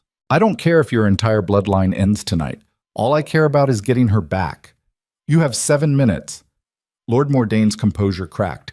She's unharmed. We never intended actual violence. This was simply political strategy. The first siege engine released. The massive stone projectile crashed into Ravencross's outer wall, demolishing a section of battlement. Debris and screaming guards fell into the darkness below. 6 minutes. Mordain fled back to his fortress. The gates slammed shut. Soldiers on the walls scrambled into defensive positions. Inside, Cedric could imagine the panic as they realized that Duke Raventhorn wasn't negotiating, wasn't positioning for advantage, wasn't playing the aristocratic games that had governed conflict for generations. He was simply destroying everything until he got what he came for.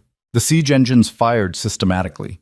Each impact shook the fortress foundations. Each projectile opened new breaches in walls that had stood for centuries. Archers targeted anyone foolish enough to show themselves on the ramparts. Infantry waited with the patience of predators for the moment when the gates would fall and they could pour inside. 3 minutes before Cedric's deadline, the gates opened fully. Lord Mordain emerged again, this time with a figure in silver beside him. Even at this distance, even in fading light, Cedric recognized her. Seraphina. Alive. Whole. Walking under her own power, but clearly restrained by guards on either side. Relief hit him with physical force, immediately followed by rage so intense it bordered on ecstasy. They had kept her locked away, had used her as leverage, had touched what was his. The consequences for that were going to be legendary. Your Grace, Mordain's voice carried desperation now. As you can see, Lady Seraphina is unharmed.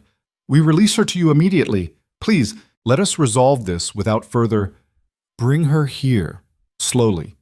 Any sudden movements and my archers kill everyone on those walls, including you. And they walked forward at glacial pace. Cedric dismounted, moving to meet them halfway between his army and their fortress. Behind him, every soldier stood ready for betrayal. Before him, Seraphina approached with her head high despite obvious exhaustion. When they met, she looked at him with an expression mixing relief, anger, and something that might have been grief.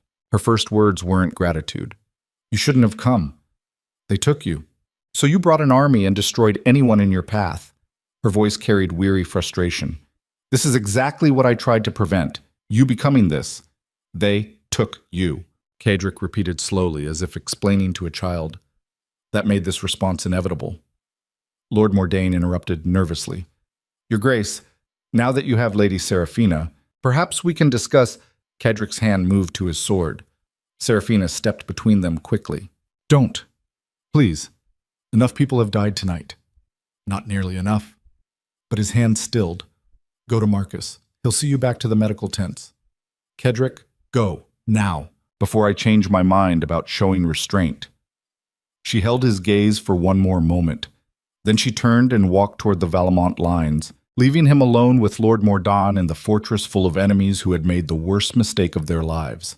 Mordain tried one last time. Your Grace, you have what you came for. Let us end this. You coordinated with traitors in my own kingdom. You invaded my territory. You abducted someone under my protection, and you thought you could negotiate away consequences. Kedrick drew his sword slowly. Your house ends tonight. Your fortress burns. Your name gets struck from every record, and you die knowing you brought this on yourself. Your Grace, please. The signal came before Mordain could finish begging. The army surged forward. Cavalry flanked around to cut off escape routes. Infantry hit the gates in an overwhelming wave. Archers covered the assault with volley after volley. Ravencross's garrison tried to mount defense, but they were demoralized, outnumbered, and facing an enemy that had moved beyond conventional warfare into extermination. Caedric killed Lord Mordain personally. Quick, efficient. Then he walked through the breached gates into the fortress, his soldiers spreading through the corridors like a plague, systematically eliminating resistance. The eastern tower where they had held Seraphina burned first. Poetic justice administered through fire and screaming. By midnight, Ravencross had fallen completely.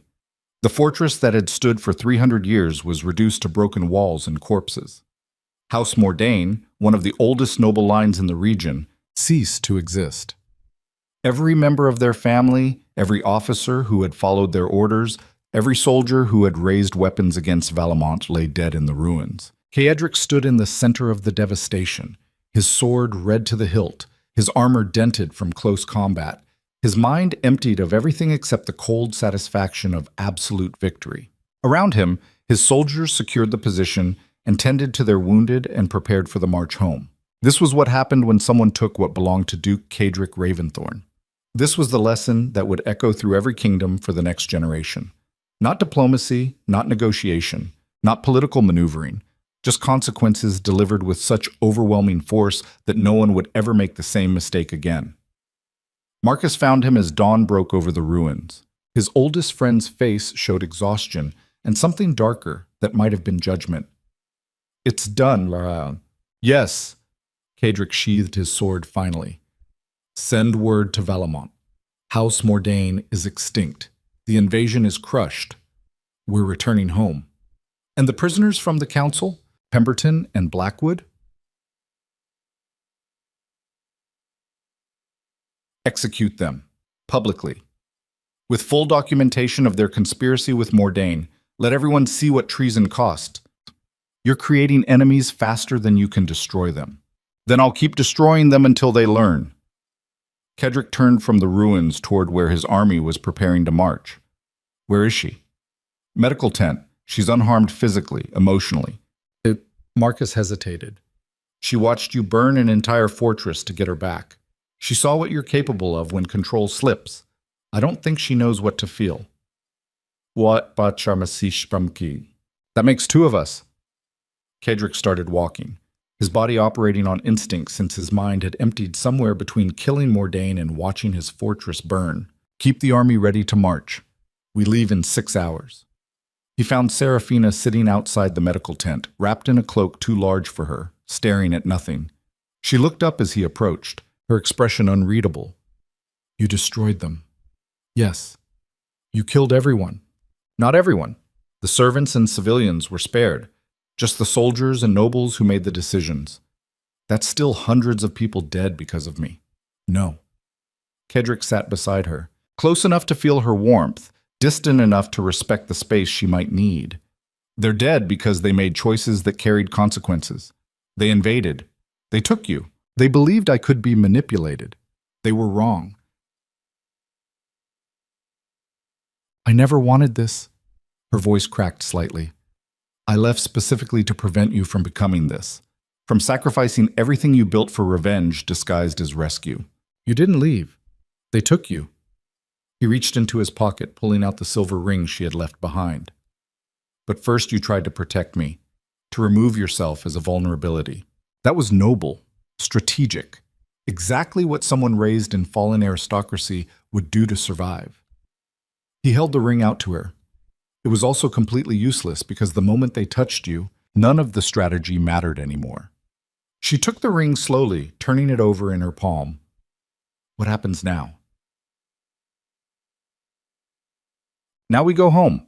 I execute the traitors who coordinated with Mordain. I rebuild whatever political capital I destroyed during this campaign, and I figure out how to rule a kingdom that now fears me as much as it feared my father. That's not what I meant. Serafina looked at him directly, her eyes searching his face. What happens with us, after all this? After you proved you'd burn the world rather than lose me? Kedrick had no answer. He had tactical responses and strategic deflections, and a dozen ways to avoid the question. But sitting there in the ruins of the fortress he had destroyed, covered in the blood of hundreds of enemies, he found that none of the careful words mattered. I don't know, but I know I can't let you go again.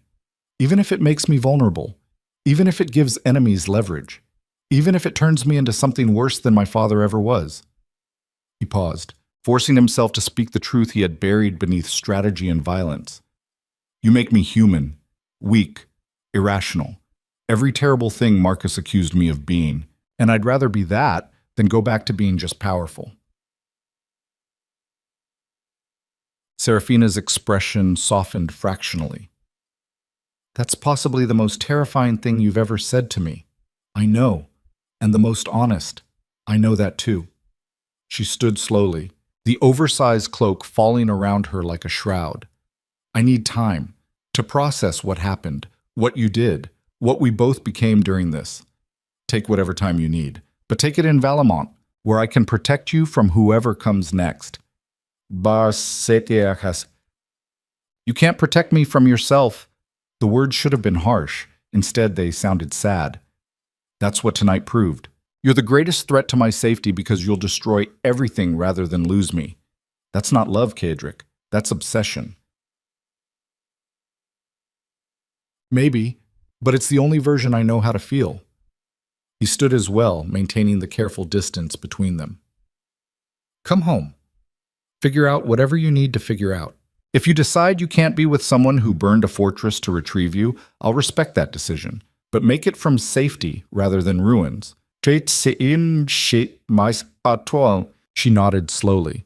Then she walked past him toward the camp where his soldiers prepared to march, leaving him standing alone in the gray dawn light, with the ruins of House Mordain surrounding him like a monument to exactly how dangerous he became when someone touched what he claimed as his. The march back to Valamont took 3 days.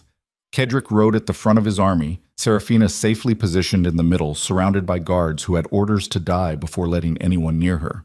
They didn't speak during the journey. She processed whatever trauma came with being abducted and used as leverage. He processed whatever remained of the man he had been before love and violence collided into something unrecognizable. When Blackthorn Keep finally came into view, the fortress looked exactly as they had left it. Strong, imposing, built to endure anything except the collapse of whoever sat at its center. The gates opened to receive their returning army. Citizens lined the streets, cheering victory and conquest, and the demonstration that Valamont remained unconquerable under Raventhorn rule. They didn't know the cost yet. Didn't understand that their duke had crossed lines that couldn't be uncrossed. Didn't realize that the man riding through those gates had become something his enemies feared and his allies questioned, and the woman he loved couldn't decide whether to stay with or run from. In the great hall where his father had ruled through systematic brutality, where Kedrick had promised himself he would be better and smarter and more strategic, he now stood alone with the knowledge that he had failed every promise he had made. He had become his father after all. Serafina had been right. She made him vulnerable, made him irrational, made him capable of destroying centuries of diplomatic tradition because someone had touched what he considered his. And the terrifying part wasn't that he had done it. The terrifying part was that he would do it again without hesitation if anyone threatened her. That was the truth he would have to live with. The understanding that power and humanity couldn't coexist in someone like him.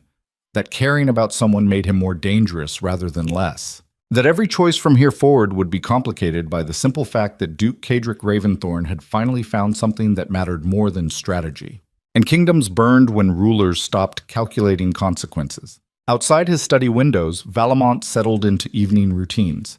Life continued with mechanical certainty for people who didn't know their duke had fundamentally changed, who didn't understand that the careful balance between strength and restraint had shattered somewhere between finding her gone and burning Ravencross to ash.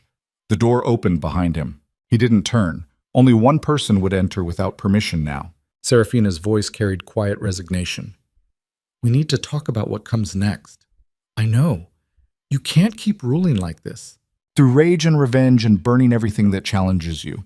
I know that too. But you're not going to stop." Not a question. Cedric finally turned to face her. She stood in the doorway, still wearing that oversized cloak, her expression showing someone who had looked at darkness and recognized it rather than running. "I'm going to try to find some version of myself that can protect you without destroying everything else. But I won't promise success. Because the truth is, when they took you, I stopped being the duke who calculated consequences. I became something simpler and infinitely more dangerous, and I don't know how to go back." Then we move forward. She stepped into the room, closing the door behind her. Not backward to who you were, not deeper into who you became. Somewhere different, together, if that's even possible after everything that happened. Is it? I don't know. She moved to the window beside him, looking out at the kingdom spread below. "But I know I can't walk away again, and I know you can't let me. So we're stuck figuring this out whether we want to or not." Iamams. It wasn't a declaration of love. It wasn't forgiveness. It was simply acknowledgement that they were bound together now by violence and consequence, and the mutual understanding that separation would cost more than whatever complications came with staying. Outside, darkness settled over Valamon. Inside Blackthorn Keep, a duke and the woman who made him human stood together facing whatever came next, knowing that every choice from here forward would reshape the kingdom in ways neither could predict or control. And in the dungeons below, 2 members of the noble council waited for execution, their fate sealed by the simple fact that they had underestimated exactly how far Duke Cedric Raventhorn would go to protect what was his. The lesson had been delivered. The consequences had been demonstrated. The old rules no longer applied. What came next would be determined by whether love could exist alongside power, or whether one would inevitably consume the other until nothing remained but ruins and regret. The executions were scheduled for dawn. Cedric stood in his study watching the gallows being constructed in the main courtyard, the wood fresh cut and still bleeding sap in the cold morning air. Below, workers moved with grim efficiency, building the platform where Lord Pemberton and Lord Blackwood would hang for treason. The charges had been documented, the evidence compiled. The trial conducted with enough formality to satisfy legal requirements while ensuring the outcome was never in doubt. Justice. Or something that resembled it closely enough to fool most observers. Seraphina had left his chambers an hour before dawn, citing the need for distance from what was about to happen. She hadn't argued against the executions, hadn't pleaded for mercy. She simply couldn't watch, and Cedric understood that watching him order deaths made the reality of what he was impossible to ignore. Love was easier when the violence happened off stage. A knock at the door. Marcus entered without waiting for permission, his face carrying the exhaustion of someone who hadn't slept in 3 days. The prisoners are being prepared. Pemberton is crying. Blackwood is praying. Both maintain they had no knowledge of the abduction. Their knowledge is irrelevant. Cedric turned from the window. They conspired with Mordain. They attempted to pressure me through political maneuvering. Whether they specifically ordered Seraphina's abduction or simply created the conditions that made it possible, the result is the same. They hang.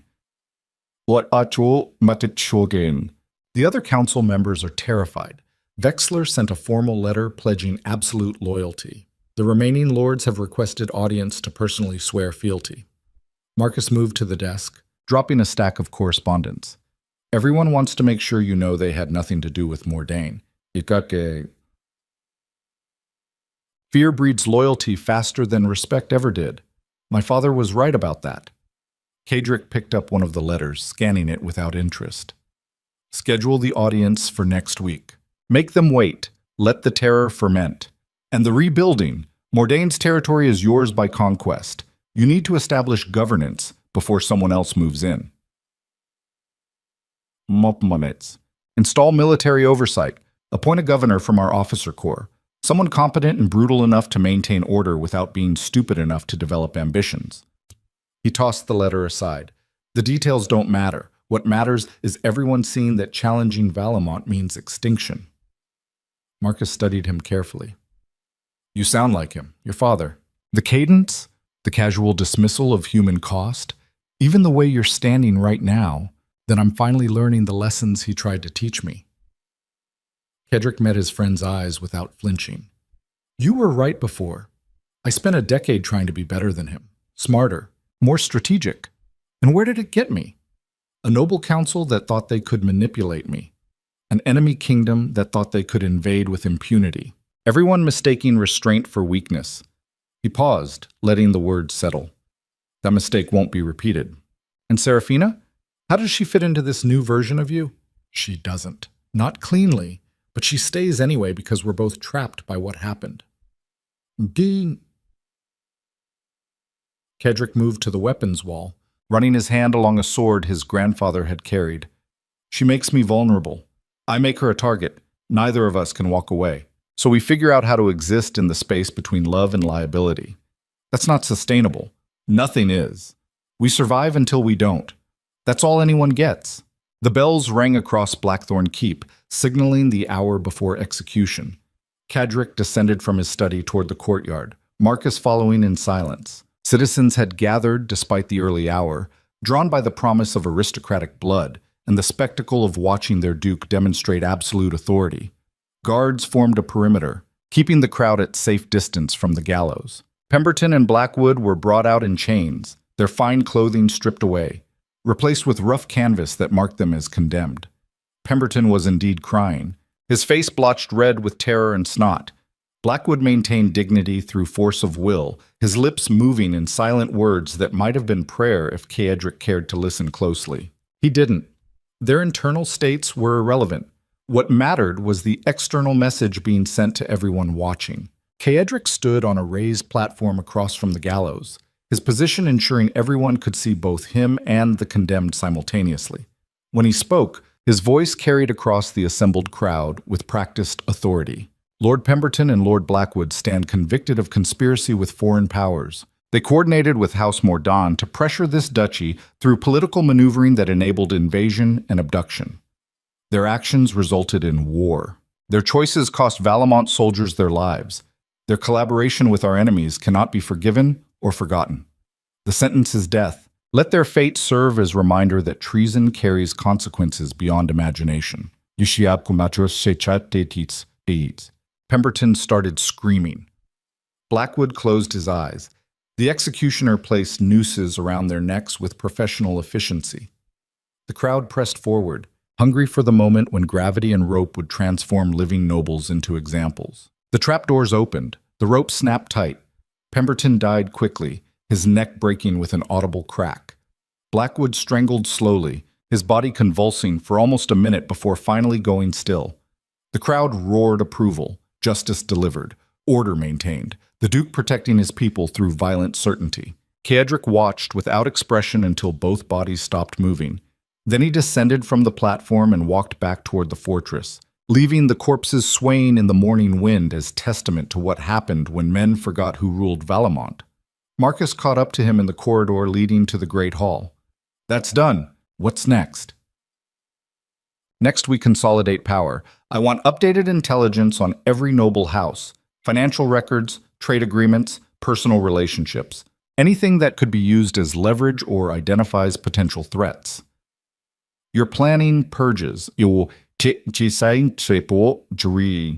planning to ensure no one forgets what happens when they move against me. Kedrick entered the Great Hall, the vast space empty except for servants preparing for the day's court sessions. My father ruled through fear alone and died for it. I tried to rule through respect and nearly lost everything. The solution is obvious: rule through fear backed by demonstrated consequences. Make the cost of betrayal so catastrophic that even thinking about it becomes unthinkable. And when everyone hates you, as long as everyone obeys, their feelings are irrelevant. The day proceeded with mechanical efficiency.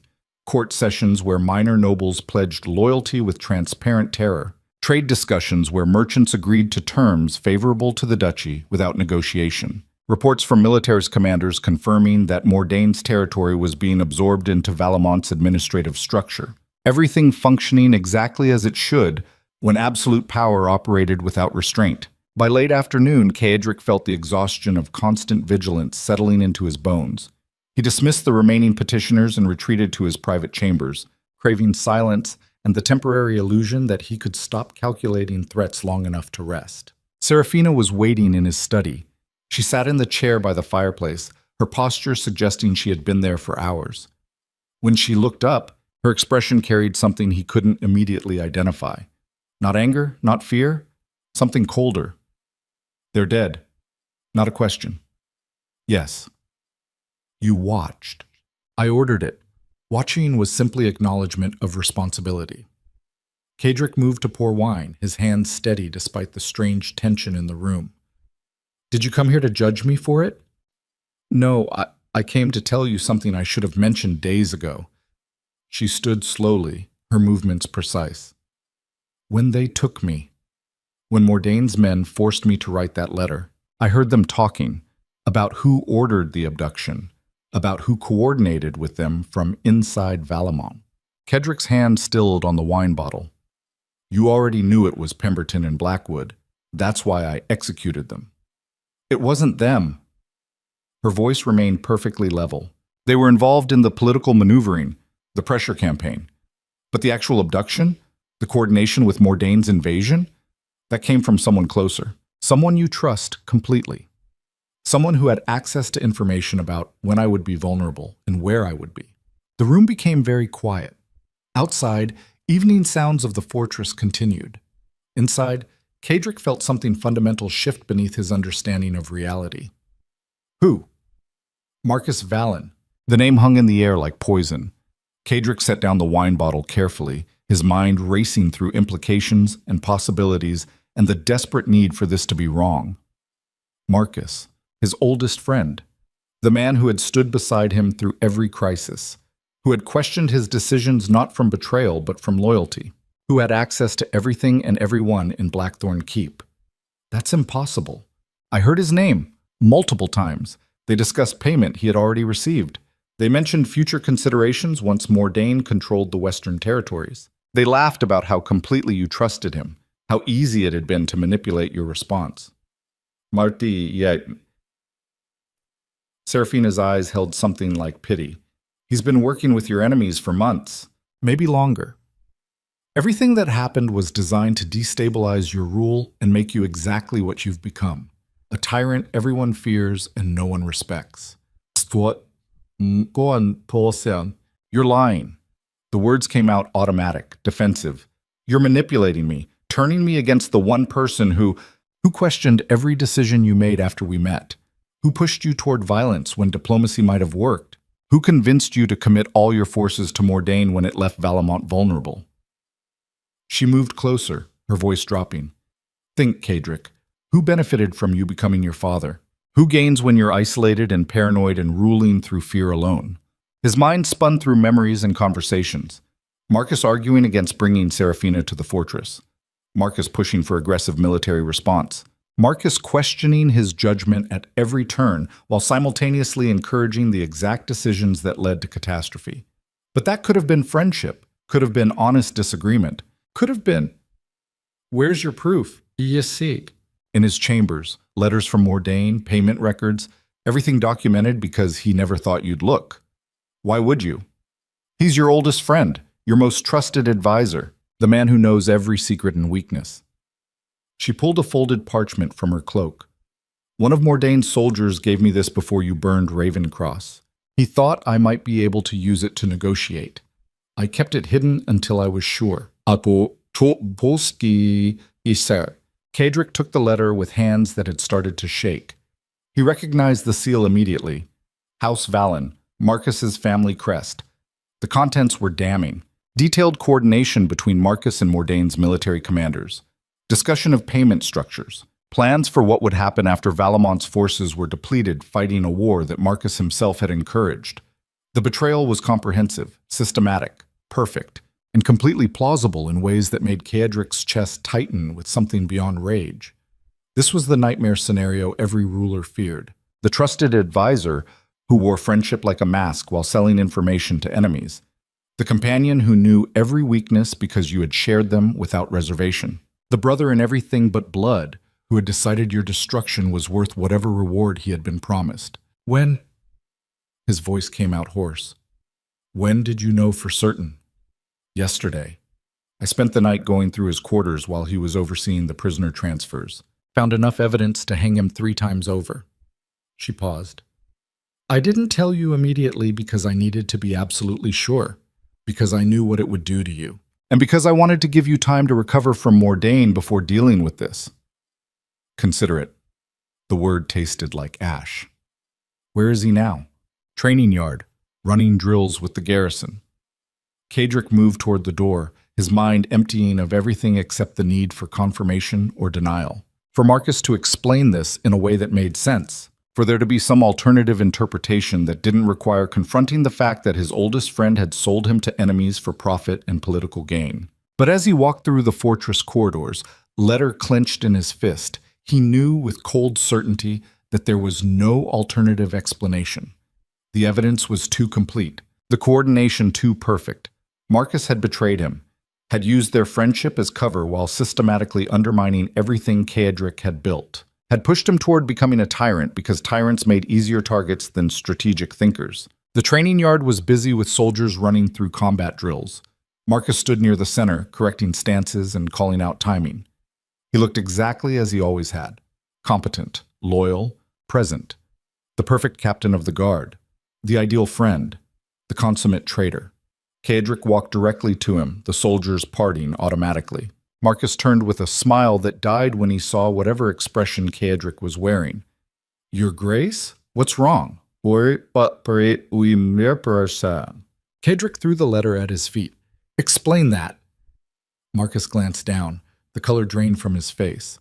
For a moment, absolute silence held the training yard.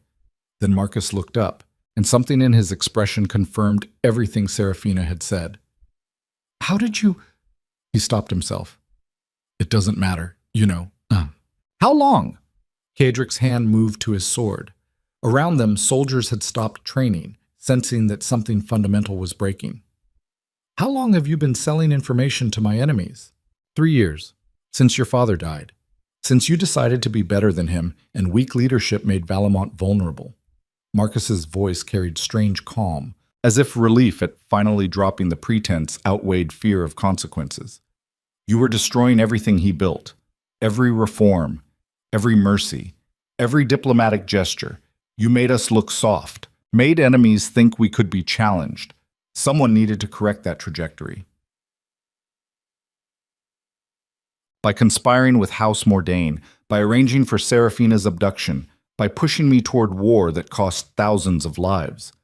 Kaedric's voice remained level through sheer force of will. Kaedric's, you manipulated me into becoming exactly what you claimed to oppose. Made me the tyrant you said you feared. For what? Money? Power?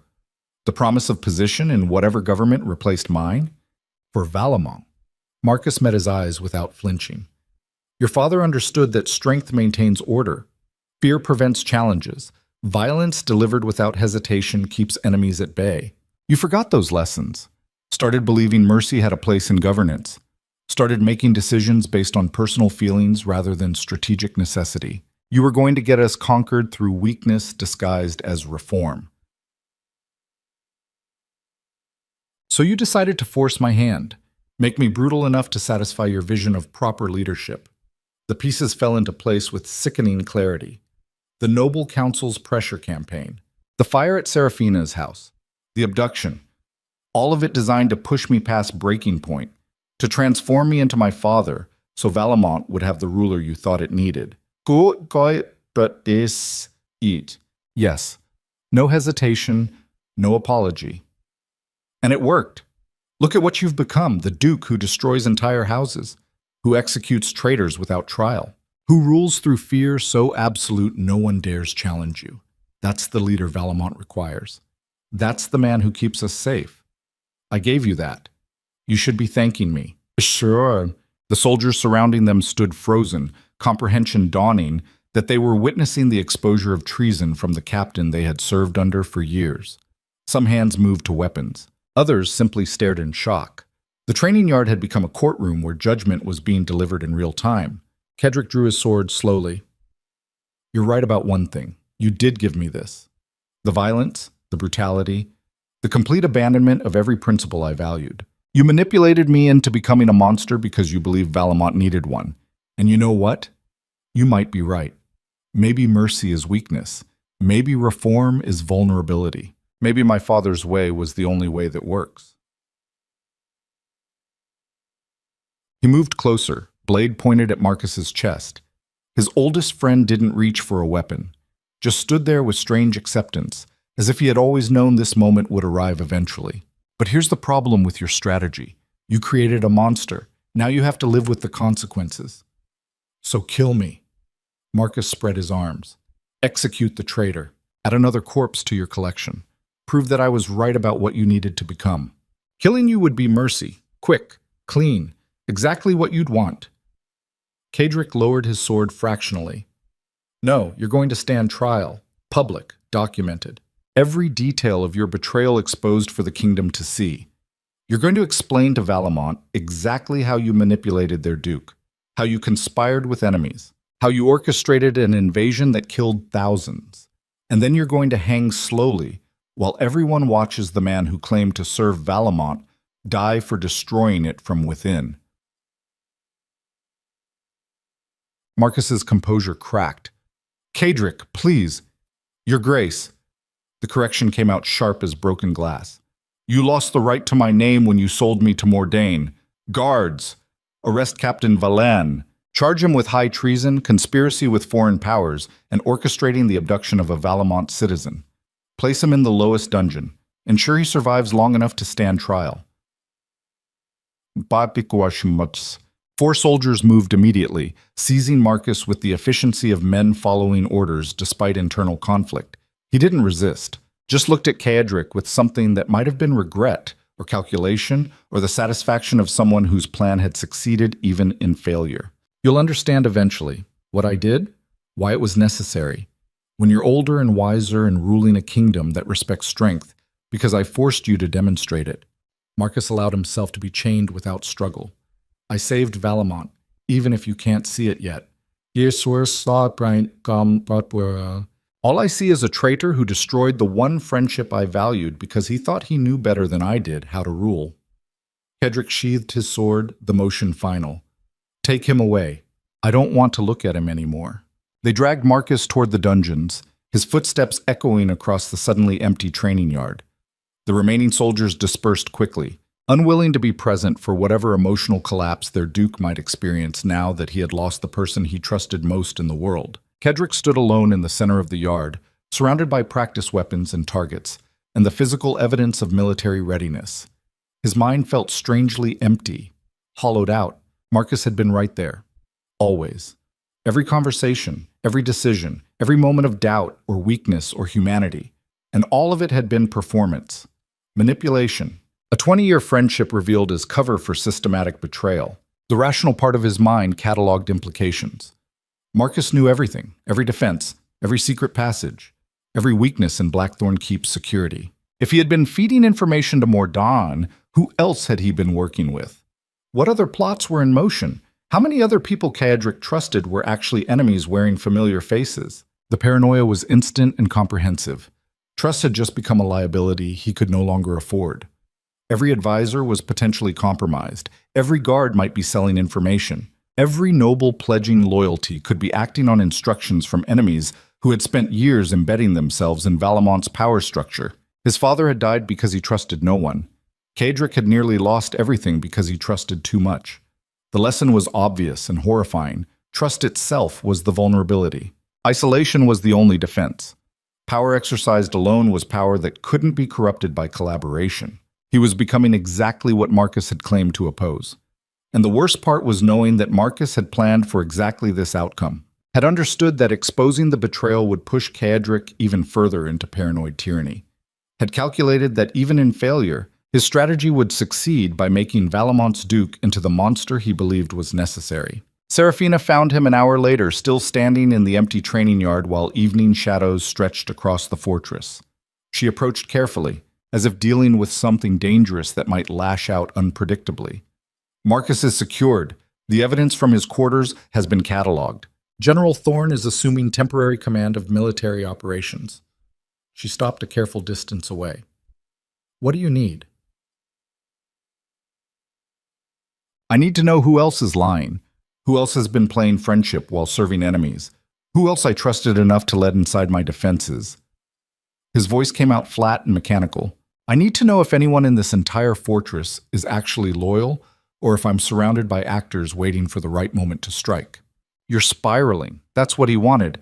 The exposure was designed to isolate you, to make you paranoid and brutal and alone. She moved closer despite the danger. Don't give him that victory. Then what do I give him? Trust? The thing that just destroyed me? The vulnerability that let my oldest friend sell me piece by piece to enemies? Kedrick finally looked at her, and whatever she saw in his expression made her flinch. You were right before. Power and love can't coexist. Power requires isolation. The moment you let anyone close enough to matter, they become the blade that kills you. That's not... Marcus stood beside me for 20 years. Saved my life multiple times. Questioned my decisions because I thought he cared about my well-being rather than manipulating my responses. I trusted him with everything, and he used every piece of that trust to serve my enemies.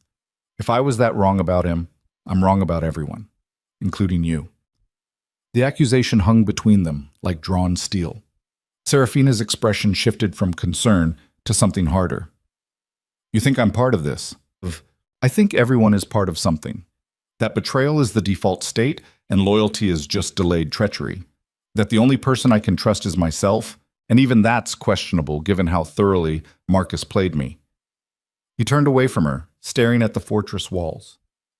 You should leave Blackthorn Keep. Go somewhere safe. Somewhere my enemies can't use you against me. I'm not leaving. Then you're staying at your own risk. Because I can't protect you, can't trust myself to recognize threats, can't separate genuine loyalty from performance. His hands clenched into fists. Marcus was right about everything. I'm weak, compromised, vulnerable because I tried to be human instead of powerful. That ends now. Kaedric, don't. The word came out sharp enough to cut. Don't try to talk me down or convince me I'm wrong or suggest that love and trust and humanity have places in governance. Marcus just proved they don't. My father knew it. Now I know it. And you're going to learn it too if you stay here watching me become what's necessary. She stood silently for a long moment. Then she spoke with quiet certainty that somehow cut deeper than any argument. When you finish destroying yourself trying to prove Marcus right, I'll still be here. Because someone needs to remember who you were before betrayal turned you into this. And because walking away would mean he wins completely. She left before he could respond, her footsteps fading into the fortress depths. Kedrick remained in the training yard as night fell completely, surrounded by darkness and the crushing weight of understanding that everything he had built was compromised. Every relationship suspect, every loyalty potentially performance, every moment of trust revealed as strategic weakness. The trial would happen within days. He would expose Marcus's betrayal publicly, would execute him in front of the entire kingdom, would demonstrate that even the closest friend became just another corpse when they moved against Duke Raventhorn.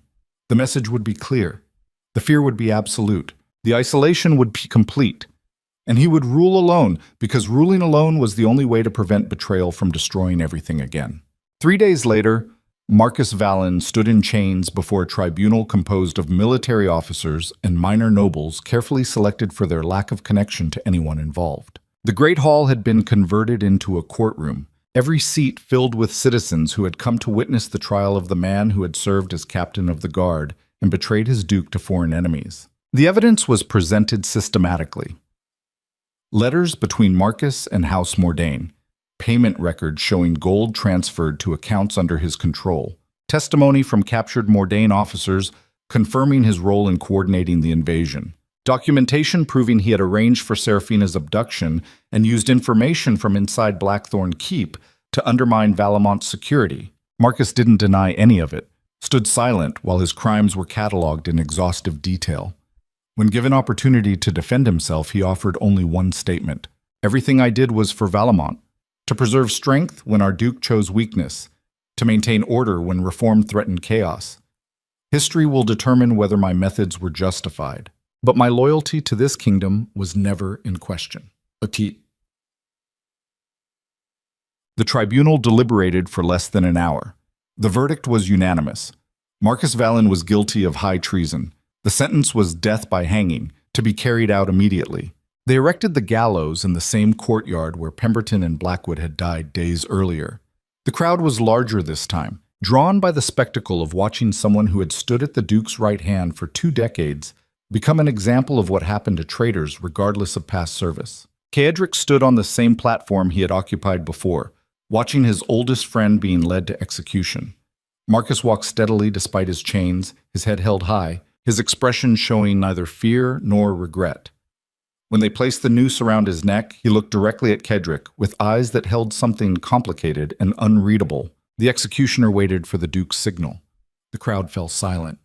The moment stretched between life and death, between justice and revenge, between necessary brutality and the final destruction of whatever humanity Caedric had been trying to preserve.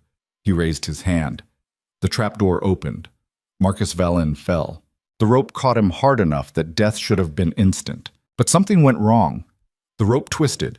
Marcus's neck didn't break cleanly. He hung there strangling, his body convulsing, his face turning colors as he died slowly and painfully in front of the assembled kingdom. It took almost 2 minutes before he finally went still. The crowd erupted in horrified fascination. The executioner looked panicked, clearly not having intended the slow death. Caedric watched without expression until Marcus's body stopped moving completely. Then he turned and walked back into the fortress, leaving the corpse swaying in the winter wind as testament to what happened when even the most trusted advisor forgot that loyalty to Duke Raventhorn was absolute or fatal. Inside his study, alone with wine and silence and the crushing weight of isolation, Caedric finally allowed himself to feel the full impact of what had just happened. Marcus was dead, his oldest friend, his most trusted advisor. The man who had stood beside him through everything, gone. Executed, transformed from companion into cautionary tale. And the worst part was knowing that Marcus had been partially right. The reforms had made Valamont vulnerable. The mercy had invited challenge. The attempt to be better than his father had nearly cost him everything. Maybe brutal isolation really was the only way to maintain power. Maybe trust was just weakness waiting to be exploited. Maybe becoming a monster was the only way to protect the kingdom from other monsters. The door opened. He didn't turn. Didn't need to. Only one person would enter now. Seraphina's voice carried quiet devastation. I watched from the windows. Saw him die.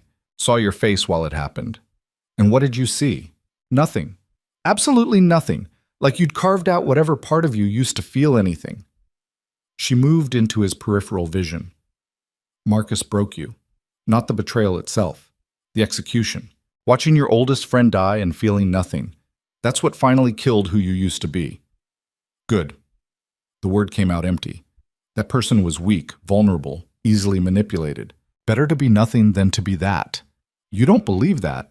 I believe survival requires sacrifice. I believe power demands isolation. I believe trust is the weakness that destroys rulers who mistake friendship for loyalty. He finally looked at her, and what she saw in his eyes made her step back involuntarily. I believe Marcus was right. Valamont needs a monster, so that's what I'll be. And what about us? The question should have mattered, should have broken through the ice that had settled over everything. Instead, Caedric felt only the cold calculation that had replaced whatever emotions used to complicate his decisions. Us. You and the Duke who destroyed a kingdom to retrieve you, who executed his oldest friend for betraying him, who's becoming exactly the tyrant everyone feared. He poured wine with steady hands. You should leave while you can, before I decide that caring about you is another vulnerability I can't afford. You won't. You're certain, after everything you've watched me become, after seeing me execute Marcus without hesitation, After witnessing exactly how little humanity I have left? He took a drink, the wine tasting like ash. You're betting your life on someone who might not exist anymore. Matwam wam peace.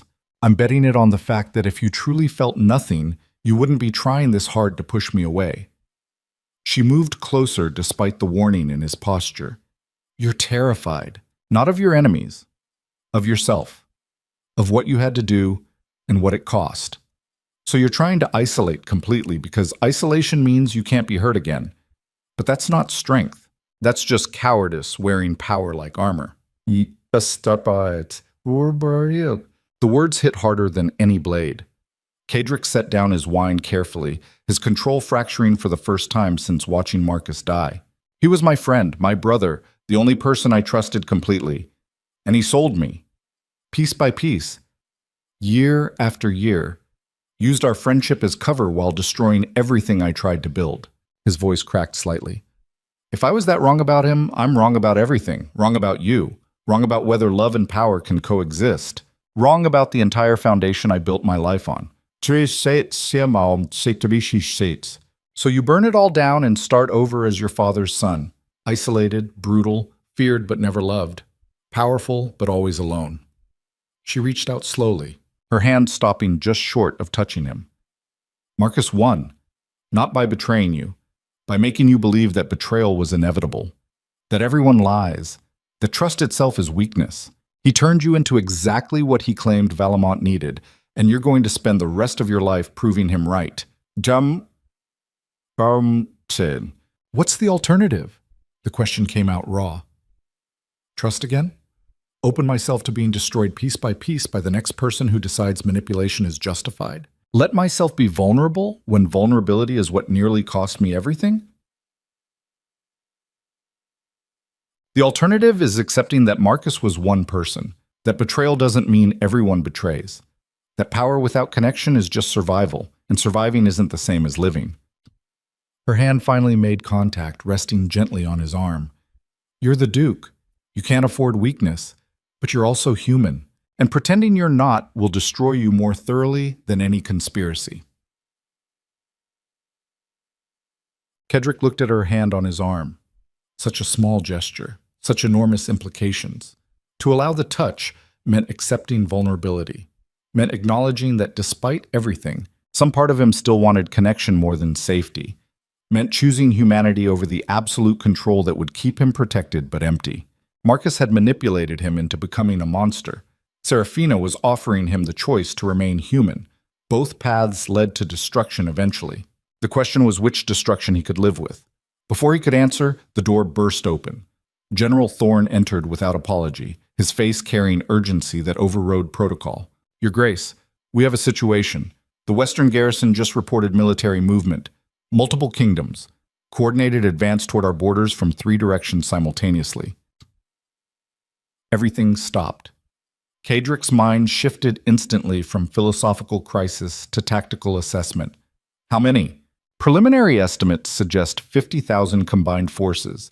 They're calling themselves the Alliance for Regional Stability, claiming they're intervening to prevent Valamont's aggressive expansion from destabilizing the entire region. Thorne spread a map on the desk. They're using Mordaine's destruction as justification, saying you've become a threat that requires collective response. They're using my victory as pretext for invasion. Kedrick studied the map, his mind racing through defensive options. Marcus's betrayal wasn't just about Mordaine. He was feeding information to multiple kingdoms, building a coalition. The entire conspiracy was designed to either destroy me through internal collapse or provoke external intervention. And it worked. Thorne's expression was grim. They think you're weakened by recent conflicts. Think your forces are depleted from the Mordaine campaign. Think this is the perfect moment to strike while you're isolated and vulnerable. They're partially right. Kadrick calculated numbers and odds with cold precision.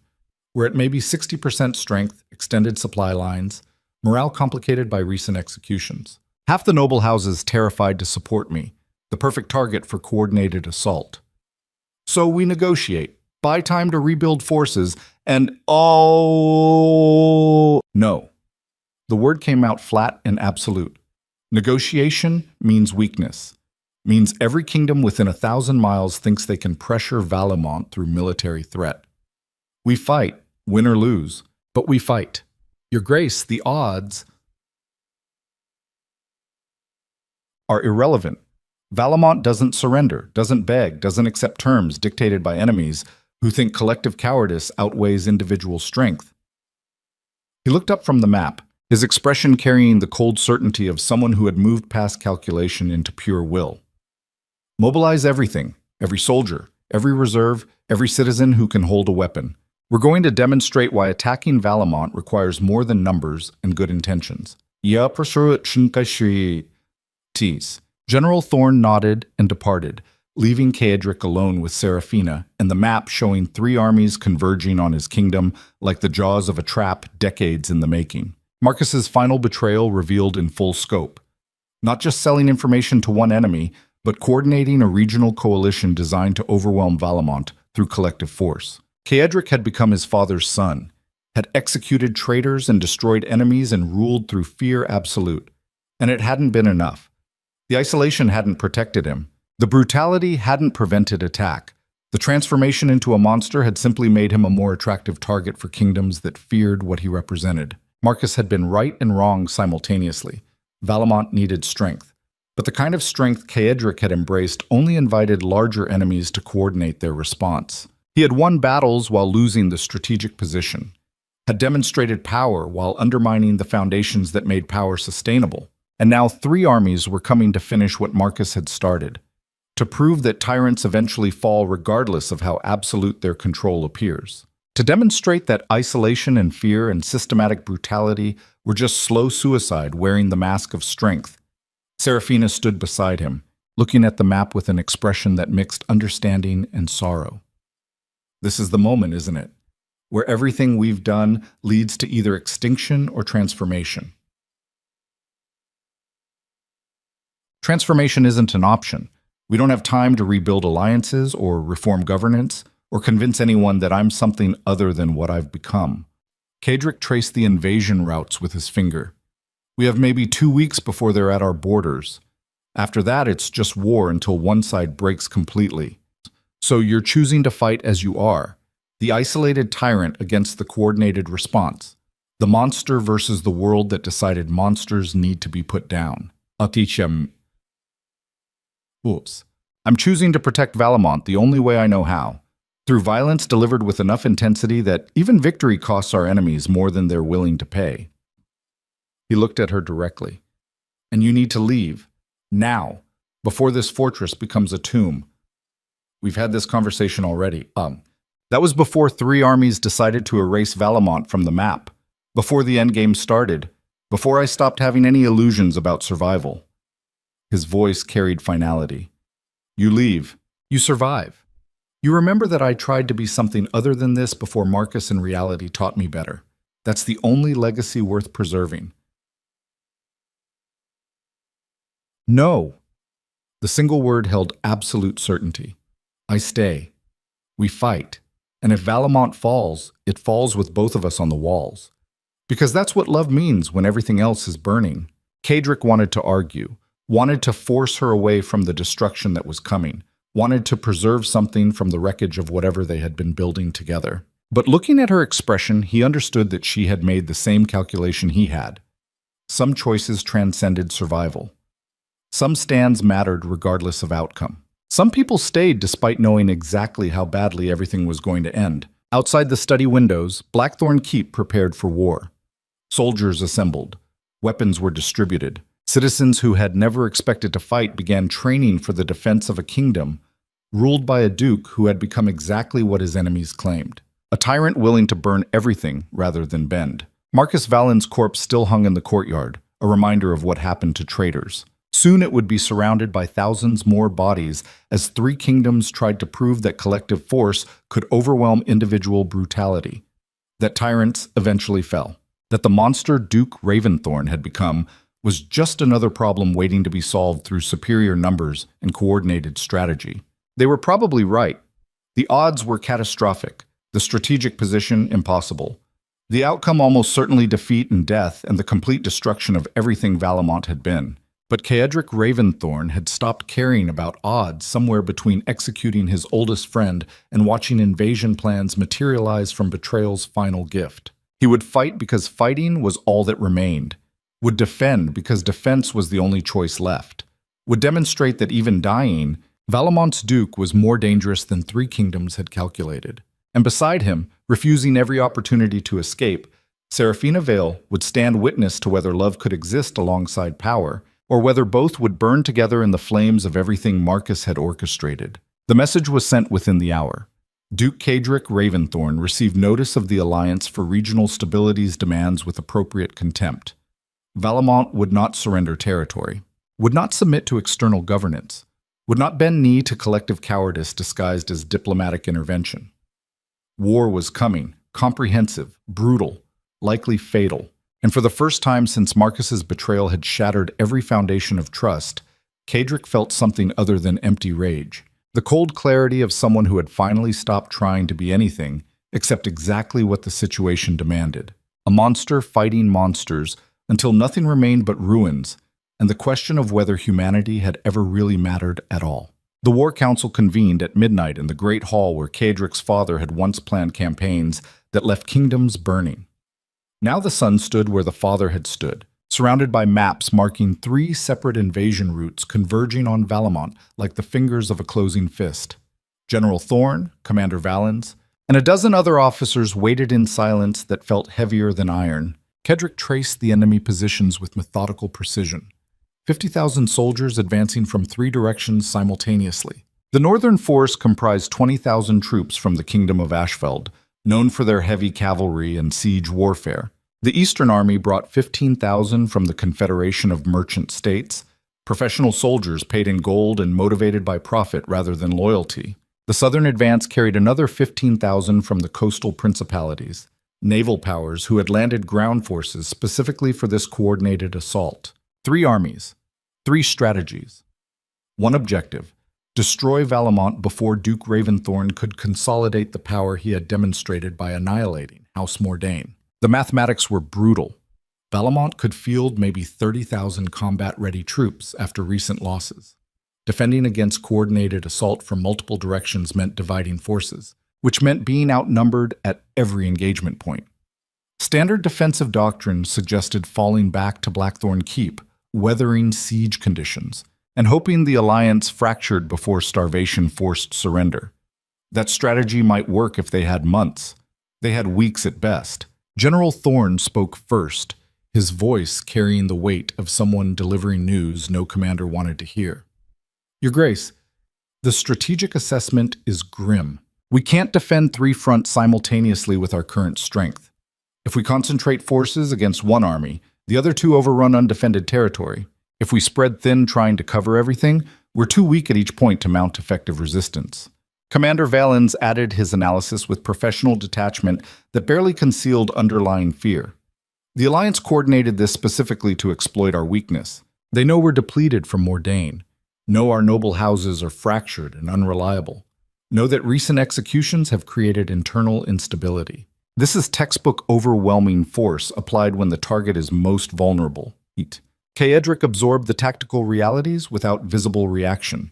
Around him, the officers waited for some brilliant strategy that would transform impossible odds into manageable challenge. He had built a reputation for strategic thinking that exceeded conventional wisdom, for seeing angles others missed, for turning apparent weakness into devastating advantage through preparation and calculated violence. But standing there looking at maps that showed his kingdom being methodically dismantled, Caedric understood something fundamental about warfare that his father had known instinctively. Sometimes there were no clever strategies.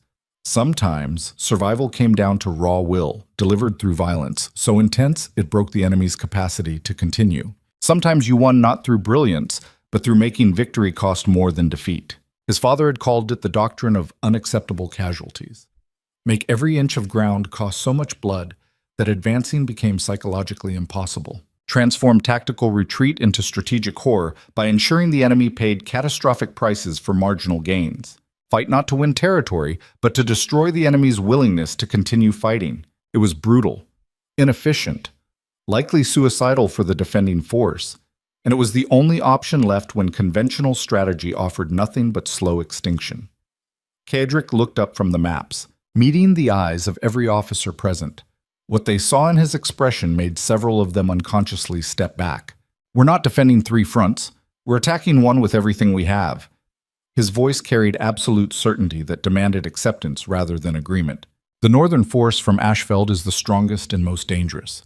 Heavy cavalry, experienced commanders, psychological advantage from believing they're the main assault. We hit them with our entire military before they're fully positioned, destroy them so completely that the other two armies lose the will to continue. General Thorne's professional composure cracked. Your Grace, that leaves the eastern and southern borders completely undefended. Those armies will have free access to empty territory that I don't care about defending.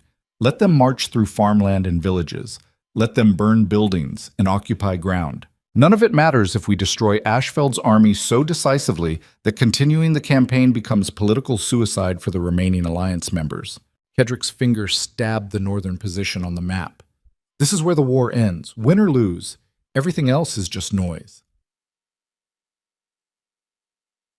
And the civilians in the eastern and southern territories? Commander Valen's question carried quiet horror. We're abandoning thousands of people to enemy occupation. We're sacrificing pieces to win the game. That's what command means. Making choices where every option costs lives and the only question is which losses serve victory. Kedrick's voice remained level despite the brutal calculus. Evacuate who we can, burn supplies that might sustain enemy forces, make the occupied territory as useless as possible. Then we focus every resource on destroying Ashfeld before the other armies realize they're being used as bait. The officers exchanged glances. This was beyond aggressive strategy into something that resembled suicide dressed as tactics. Concentrating all forces meant risking complete destruction in a single engagement. If the assault failed, Valamont would have nothing left for secondary defense. The kingdom would fall in days rather than weeks. But looking at their duke's expression, they understood that conventional defense meant slow death anyway. At least Kedrick's strategy offered the possibility of turning catastrophic odds into legendary victory through sheer violent audacity. At least this way they died attacking rather than cowering behind walls waiting for starvation. General Thorne straightened his shoulders, decades of military discipline overriding tactical skepticism. When do we march? Dawn. I want the army moving north before the sun clears the mountains. Fast march. Minimal supplies. We hit Ashfeld's force while they're still establishing camp. Kedrick began marking routes on the map with swift precision. Light cavalry scouts ahead to confirm positions. Infantry in rapid deployment formation. Artillery positioned for immediate engagement. We don't negotiate. Don't demand surrender. Don't give them time to organize proper defense. We just hit them like a hammer until something breaks. Your Grace, Commander Valens hesitated, choosing words carefully. This strategy relies on our troops maintaining cohesion and morale through what will be the most brutal engagement most of them have ever experienced. After recent events, after the executions, after Marcus's betrayal became public knowledge, can we count on that kind of unified commitment? The question hung in the air like accusation and genuine concern combined. Kedrick had spent the past weeks transforming from reformist leader into feared tyrant, had executed nobles and former friends with systematic brutality, had demonstrated that mercy was weakness and compassion was vulnerability. The troops knew exactly what kind of man commanded them now. One who valued victory over humanity and power over connection. That reputation would either inspire absolute obedience or collapse into mutiny under pressure. There was no middle ground left. Kedrick met Valen's eyes without flinching. The troops will follow because they understand that I'll die on that battlefield before I surrender. Because they know that retreat means annihilation and victory means survival. Because every soldier in this army has seen what happens when Duke Raventhorn gets challenged and wants to ensure they're on the winning side. He paused, letting the words settle. Fear breeds loyalty faster than love ever did. My father taught me that. Marcus proved it. And tomorrow we'll demonstrate it works even when the odds are catastrophic. The council ended with grim efficiency. Officers dispersed to prepare their units for forced march and immediate combat. Within the fortress, the machinery of military mobilization began its mechanical process. Weapons distributed, armor checked, supplies loaded onto wagons designed for speed rather than capacity. Everything calibrated for the doctrine of absolute commitment. Win the northern engagement or die trying. Caedric remained of the Great Hall after everyone departed, standing alone with maps that showed his kingdom being systematically invaded. The rational part of his mind catalogued all the ways this strategy could fail catastrophically. The eastern and southern armies could coordinate faster than anticipated. Ashfeld's force could be stronger or better positioned than intelligence suggested.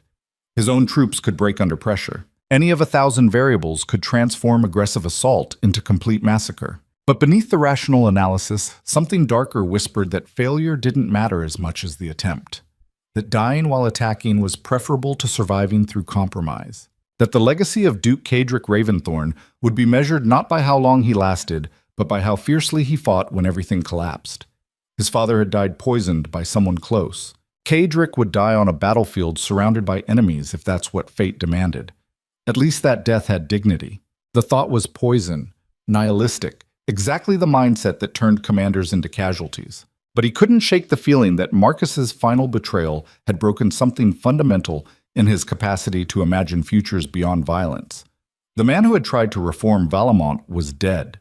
The Duke who remained cared only about demonstrating that challenging him carried consequences even when the challenger won. Footsteps behind him, light, deliberate. He didn't need to turn to know who approached. Seraphina's voice carried exhaustion mixed with determination. I heard the strategy. You're attacking with everything, abandoning the other territories completely. Bas, buas boshachemeni.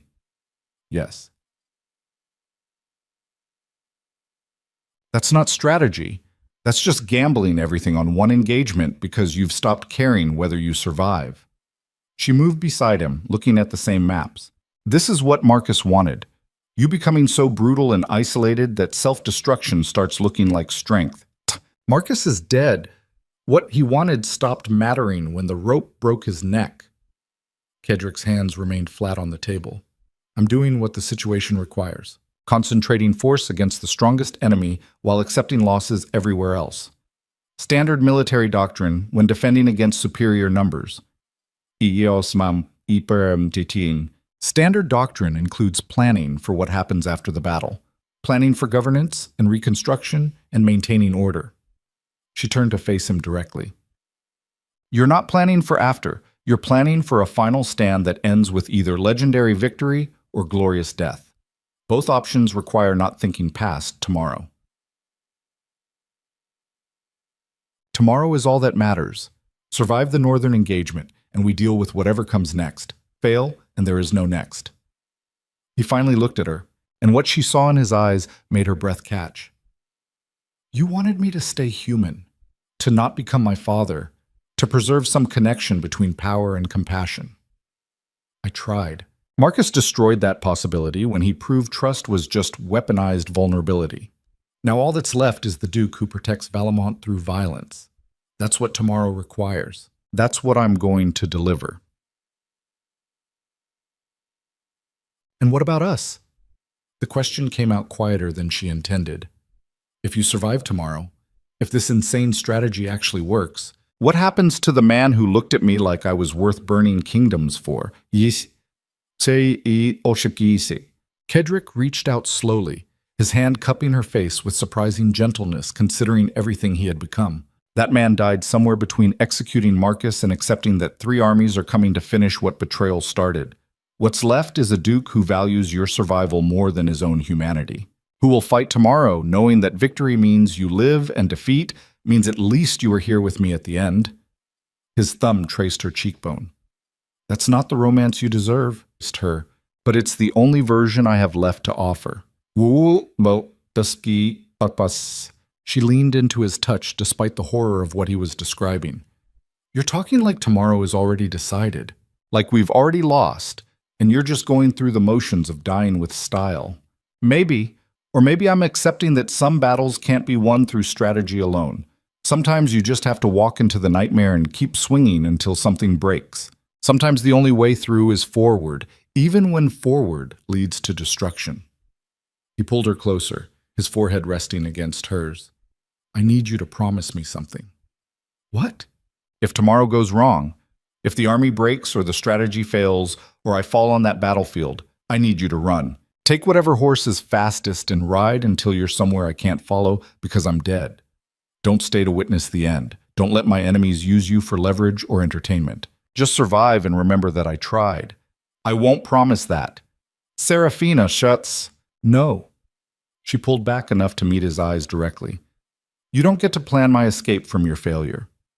You don't get to die heroically while I run away safe. If tomorrow is the end, we face it together. If Valamont falls, it falls with both of us on the walls. That's what I chose when I decided to stay. The stubborn certainty in her voice should have terrified him, should have made him lock her away somewhere safe against her will, should have triggered every protective instinct that remained beneath the brutality. Instead, Kedrick felt something crack in his chest that might have been relief or gratitude, or the recognition that dying beside someone who chose to stay was better than surviving alone. He kissed her then. Not gentle, not romantic, desperate and fierce, and tasting like goodbye disguised as promise. She responded with equal intensity, her hands gripping his armor hard enough to leave marks, her body pressed against his as if proximity could prevent the separation that tomorrow threatened. When they finally broke apart, both breathing hard, the map still showed 3 armies converging. The strategy still relied on impossible odds and brutal sacrifice. The outcome still balanced on the edge between legendary victory and complete annihilation. But for a moment, in the darkness of the Great Hall where his father had planned campaigns built on fear alone, Kedrick felt something other than empty rage. The knowledge that whatever happened tomorrow, at least he wouldn't face it completely alone. Dawn came cold and gray, the sun hidden behind clouds that promised snow before nightfall. In the courtyard, 30,000 soldiers assembled in formation, their breath creating fog that rose like spirits of the already dead. Kedrick walked among them in full armor, his father's sword at his hip, his presence radiating the kind of controlled violence that made men straighten unconsciously when he passed. He had learned from watching his father address troops before major campaigns. The old duke had delivered speeches designed to inspire fear rather than courage, had threatened punishment for failure more than promising reward for victory, had made it clear that death in battle was preferable to survival through cowardice. The approach had worked because the troops understood their duke was more dangerous than any enemy. Kedrick climbed the platform overlooking the assembled army. The silence was absolute. 30,000 men waiting for words that would either inspire commitment or confirm suspicions that their duke was leading them to pointless slaughter.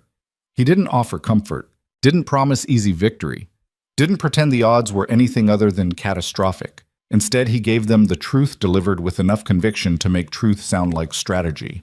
3 armies think they can destroy Valamont through coordinated force. They believe we're weak, depleted, vulnerable. They think recent events have fractured our unity and made us easy targets. His voice carried across the courtyard without effort. They're right about our numbers. We're outnumbered almost 2 to 1. They're right about our position. We've lost strategic advantage through recent conflicts. They're right that conventional defense means slow death. Pisons. The army absorbed this with visible tension. Officers shifted nervously. Soldiers exchanged glances. This wasn't the speech they expected. But they're wrong about what makes Valamont dangerous. We're not powerful because we have the most soldiers or the best positions or the smartest strategies. We're powerful because we're willing to pay costs that other kingdoms find unacceptable. Because we fight not just to win, but to make our enemies regret they ever raised weapons against us. Because Duke Raventhorn doesn't negotiate and doesn't retreat and doesn't accept any outcome except absolute victory or glorious death. He paused, letting the words sink in. Around the courtyard, postures began to straighten.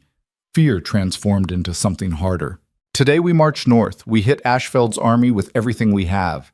We don't defend, don't establish siege positions, don't give them time to organize resistance. We just attack with violence so intense they break before we do. Some of you will die. Many of you will die. But the ones who survive will be able to say they stood with Valamont when 3 kingdoms tried to erase us from existence. Will be able to tell their children they fought beside the Duke who refused to bend even when the entire world pushed. The army erupted in response. Not cheers. Something darker and more primal. The roar of men who had been given permission to become monsters in service of survival. The sound of collective fury being weaponized and aimed at enemies who had made the fatal mistake of thinking Valamont could be conquered through superior numbers. Caedric descended from the platform, mounted his horse, and rode to the front of the formation. Behind him, the army organized itself with brutal efficiency. Cavalry flanking, infantry in rapid assault formation, artillery crews ready to deploy at first engagement. Everything calibrated for the doctrine of overwhelming violence applied without hesitation or mercy. They marched north as the sun finally broke through clouds, painting the snow-covered landscape in shades of red that felt prophetic.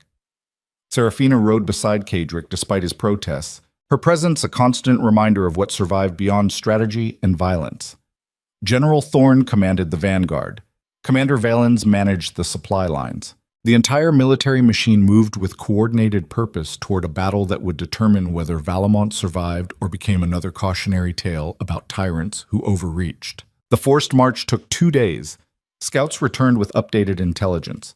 Ashfeld's army had established camp in a valley position that offered defensive advantages but limited mobility. 20,000 troops organized in standard siege formation, clearly expecting Valamont's forces to defend their borders rather than attack into enemy-held territory. Artillery positioned for bombardment, cavalry ready for flanking maneuvers. Infantry dug into positions designed to withstand prolonged assault. Perfect defensive setup. Completely wrong strategy. Caedric studied the scout reports from a hilltop overlooking the valley. Beside him, General Thorn outlined tactical options with professional detachment. They're positioned for siege warfare, expecting us to defend Blackthorn Keep while they systematically reduce our territory. They have numerical advantage and terrain benefit. Direct assault will cost thousands of casualties before we even breach their perimeters. Then we attack before they realize we're here. Night assault. No artillery bombardment to warn them. Just cavalry and infantry hitting their camp while they're sleeping or unprepared. Caedric traced attack routes with his finger. Speed and violence. We're inside their perimeter before they can establish defensive formations. Turn their numerical advantage into chaos by making organization impossible. That's suicide for the vanguard. First waves will be slaughtered before the main force can exploit the breach. Thorn's voice carried quiet resignation. Thorn's voice carried quiet. You're asking thousands of men to die just creating the opportunity for the rest to attack. Yes, and they'll do it because they understand that's what victory costs when you're outnumbered and outmaneuvered. Caedric looked at his general directly. I'll lead the vanguard personally. If I'm asking men to die opening the path, they deserve to see their duke die beside them, if it comes to that. Your Grace, if you fall in the initial assault, then you continue the attack until either we win or everyone's dead. Those are the orders. No retreat. No negotiation. Just violence until one side breaks completely. He turned from the hilltop toward where his army waited. Prepare the troops. We attack at midnight. Anyone who wants to pray or write letters or make peace with mortality has 6 hours. After that, we're committed. The afternoon passed with the strange calm that preceded major battles. Soldiers checked weapons and armor with methodical precision. Officers reviewed attack formations. Cavalry units prepared for the rapid deployment that would turn night into massacre. Everything moving toward the moment when calculation ended and violence began. Caedric found Seraphina near the medical tents, helping prepare supplies for the inevitable casualties. She looked up as he approached, her hands stained with something that might have been medicinal tincture or blood from preliminary injuries. You're leading the vanguard. Not a question. Yes. That's the suicide position. First into enemy lines. Highest casualty rate. The position commanders send troops they can afford to lose. She stood slowly. She eased, wiping her hands on a cloth that did nothing to remove the stains. You're not troops that can be afforded. You're the Duke, the strategic center, the thing this entire army depends on for direction. I'm also the symbol they follow. If I hide while ordering them to die, I'm just another aristocrat sending peasants to fight my battles. If I lead from the front, I'm the Duke who bleeds beside his people. Caedric's voice carried finality.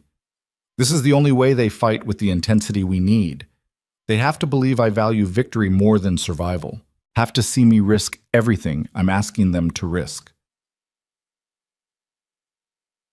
So you're gambling your life to inspire morale. Serafina moved closer, her voice dropping. What happens when you die in the first minutes? When the vanguard gets slaughtered and the troops see their duke fall? Does that inspire them to fight harder or break completely? Boss. Then I die knowing I tried. That I didn't hide behind walls while Valamont burned.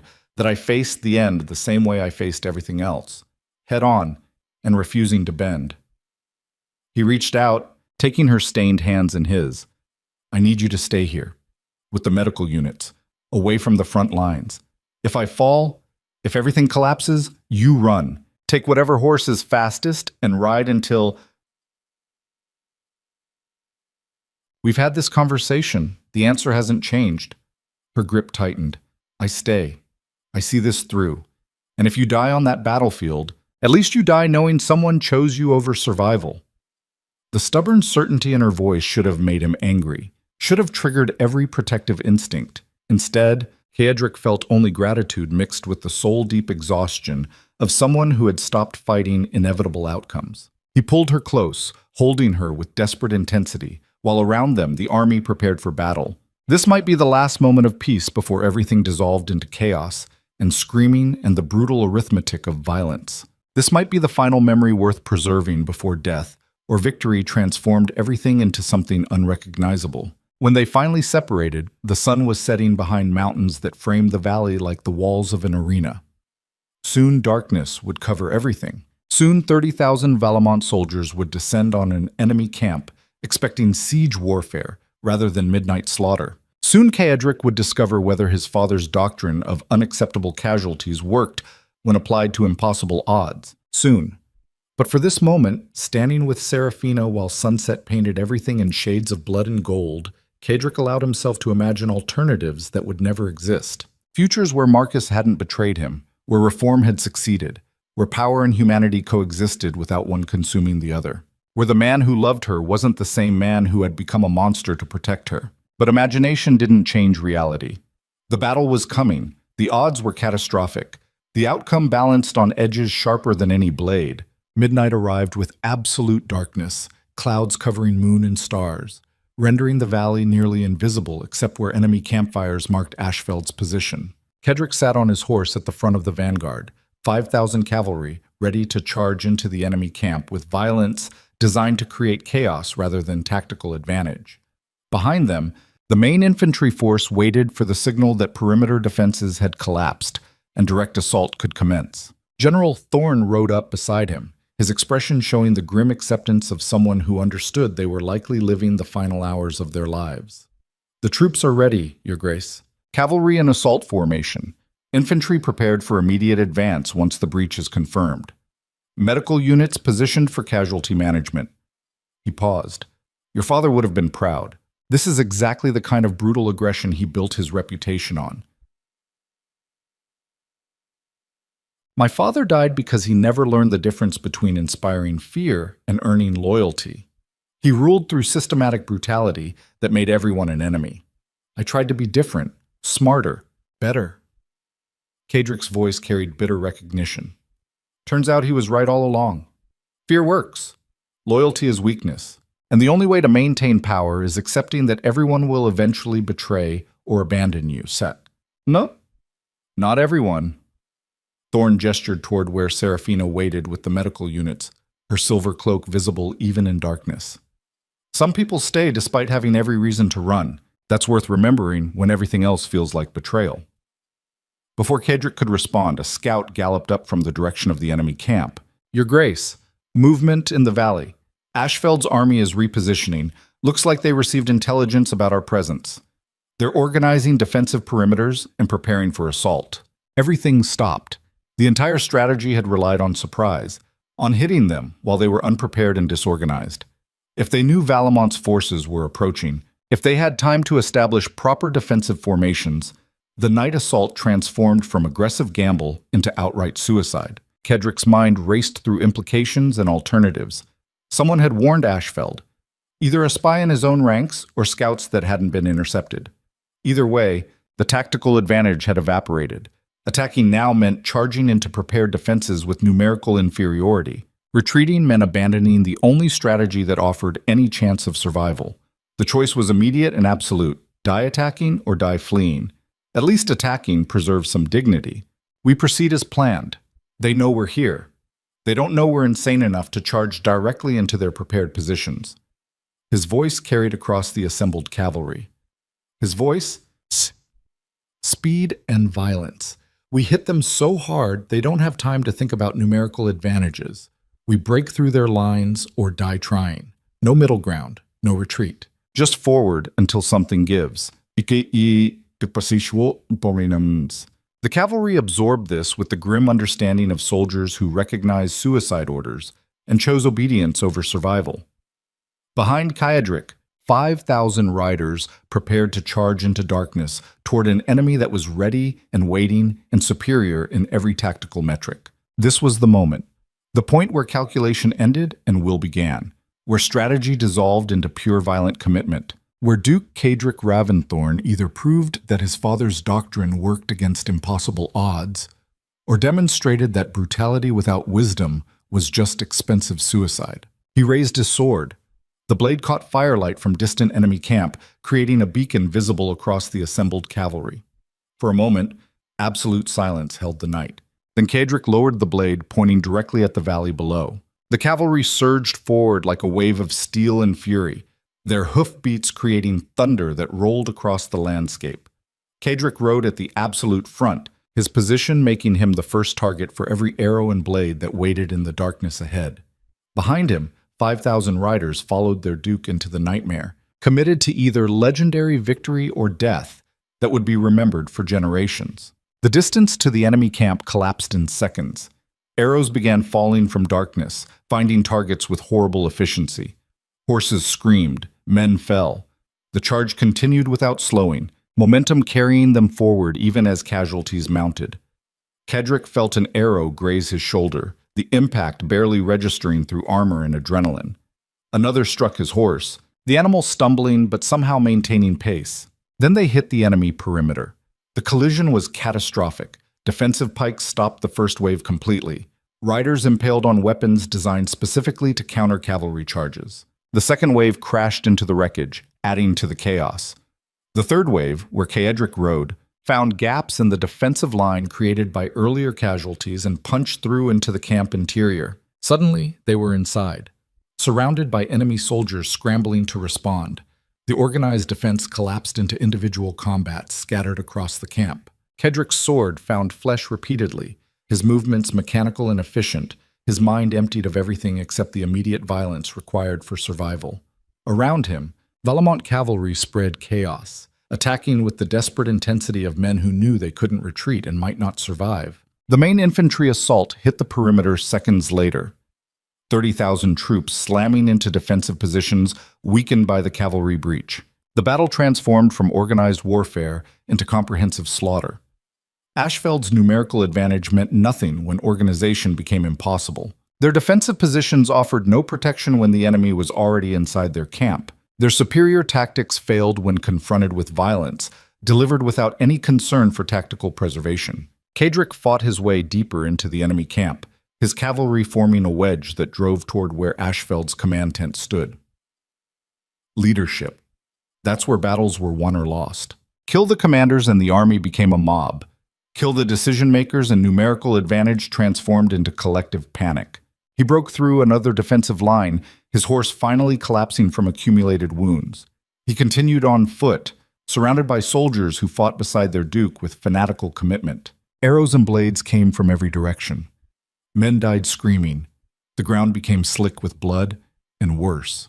The night dissolved into the kind of violence that turned humans into mechanisms designed purely for killing. Then he saw the command tent, saw Ashfeld's generals scrambling to maintain control of an army that was disintegrating into chaos, saw the exact target that justified every sacrifice that brought them to this moment. Cadric charged. His remaining cavalry followed. The tent's defenders tried to mount resistance, but couldn't stop the momentum of men who had already accepted death and were operating on pure, violent will. He cut down the first officer, then the second. His blade found the general's throat, ending whatever orders he was shouting, silencing the voice that had coordinated this invasion. The command structure collapsed. Without leadership, without clear orders, Ashfeld's army began to fracture. Units retreated. Others surrendered. The disciplined assault force transformed into scattered groups fighting for survival rather than victory.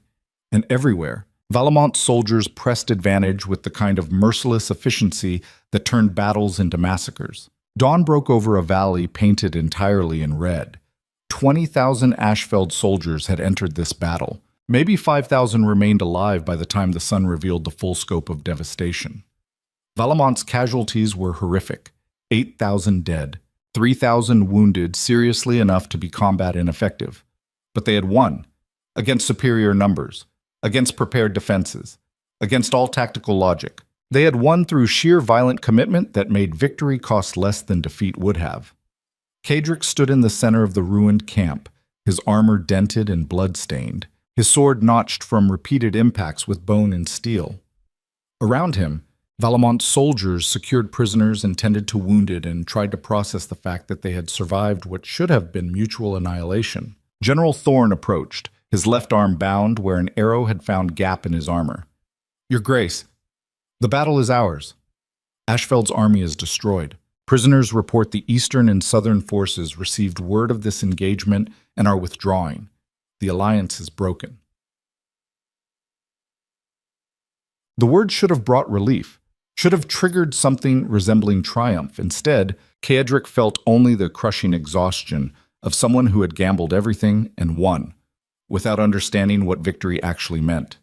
Casualty reports, 35% killed, another 15% wounded seriously enough to be combat ineffective. We can field maybe 15,000 troops if another engagement becomes necessary. Thorne's voice carried the hollow tone of someone calculating human costs. We destroyed them, but we destroyed ourselves in the process.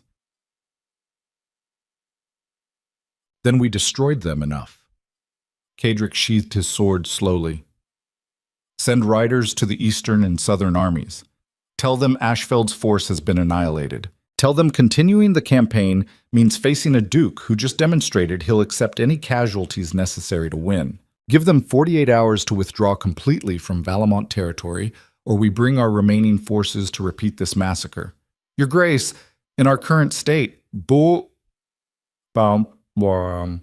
don't know that. They just know we destroyed the strongest member of their alliance through night assault that should have been impossible. They'll withdraw because continuing means potentially experiencing the same fate. Fear works. My father was right." He turned toward where the medical units were working on countless wounded, make sure the prisoners are treated properly. Document everything.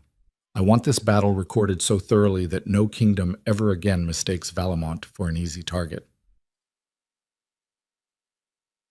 He walked through this carnage toward where Seraphina worked among the wounded, her silver cloak now stained beyond recognition. She looked up as he approached, her expression showing exhaustion mixed with relief. "You're alive." Surprisingly, he knelt beside her, his legs suddenly unable to support his weight. "The alliance is broken. We won." "At what cost?" She gestured at the field of wounded and dying surrounding them. "Look at this. Thousands dead, thousands more who will never fight again. A kingdom bled so thoroughly that victory and defeat start looking identical. The cost of survival when survival requires proving you're more dangerous than the danger threatening you."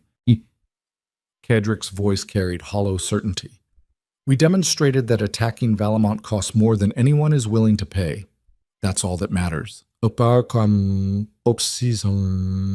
"No. What matters is whether you can live with what you've become to achieve that demonstration." She reached out, her blood-stained hand cupping his face.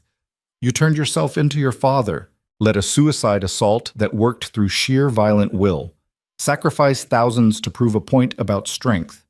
Everything you swore you wouldn't become, you became because you thought it was necessary."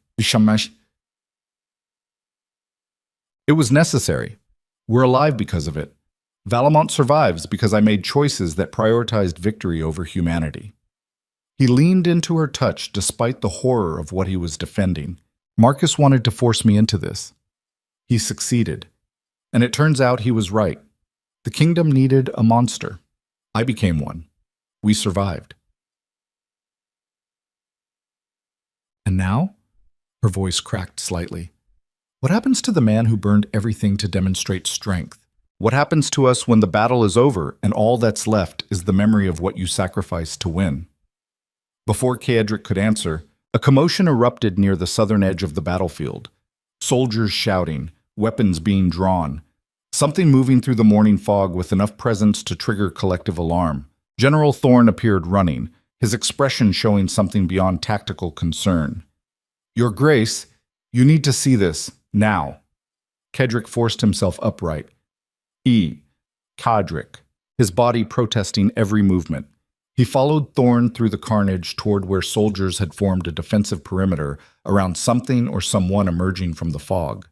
As they got closer, the figure became visible, a rider, alone, wearing colors that Caedric recognized with sickening immediacy. House Valen, Marcus's family crest emblazoned on a banner that should have been buried with the traitor who had worn it.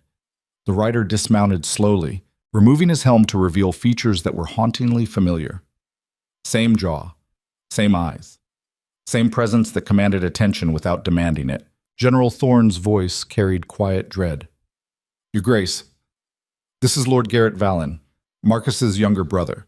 He claims to have information vital to Valamont's survival. He's requesting immediate audience. Caedric stared at the ghost of his dead friend wearing someone else's face.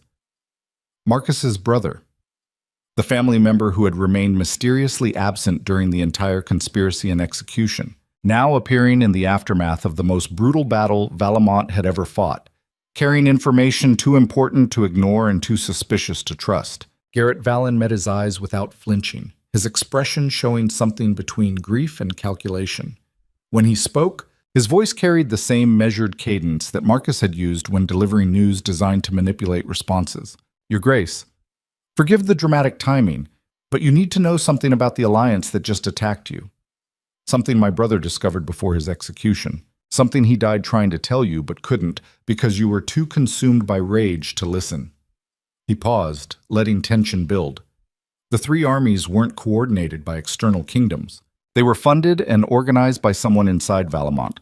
Someone who has been planning your destruction for years. Someone who used Marcus as a scapegoat while they continue operating from inside your own fortress.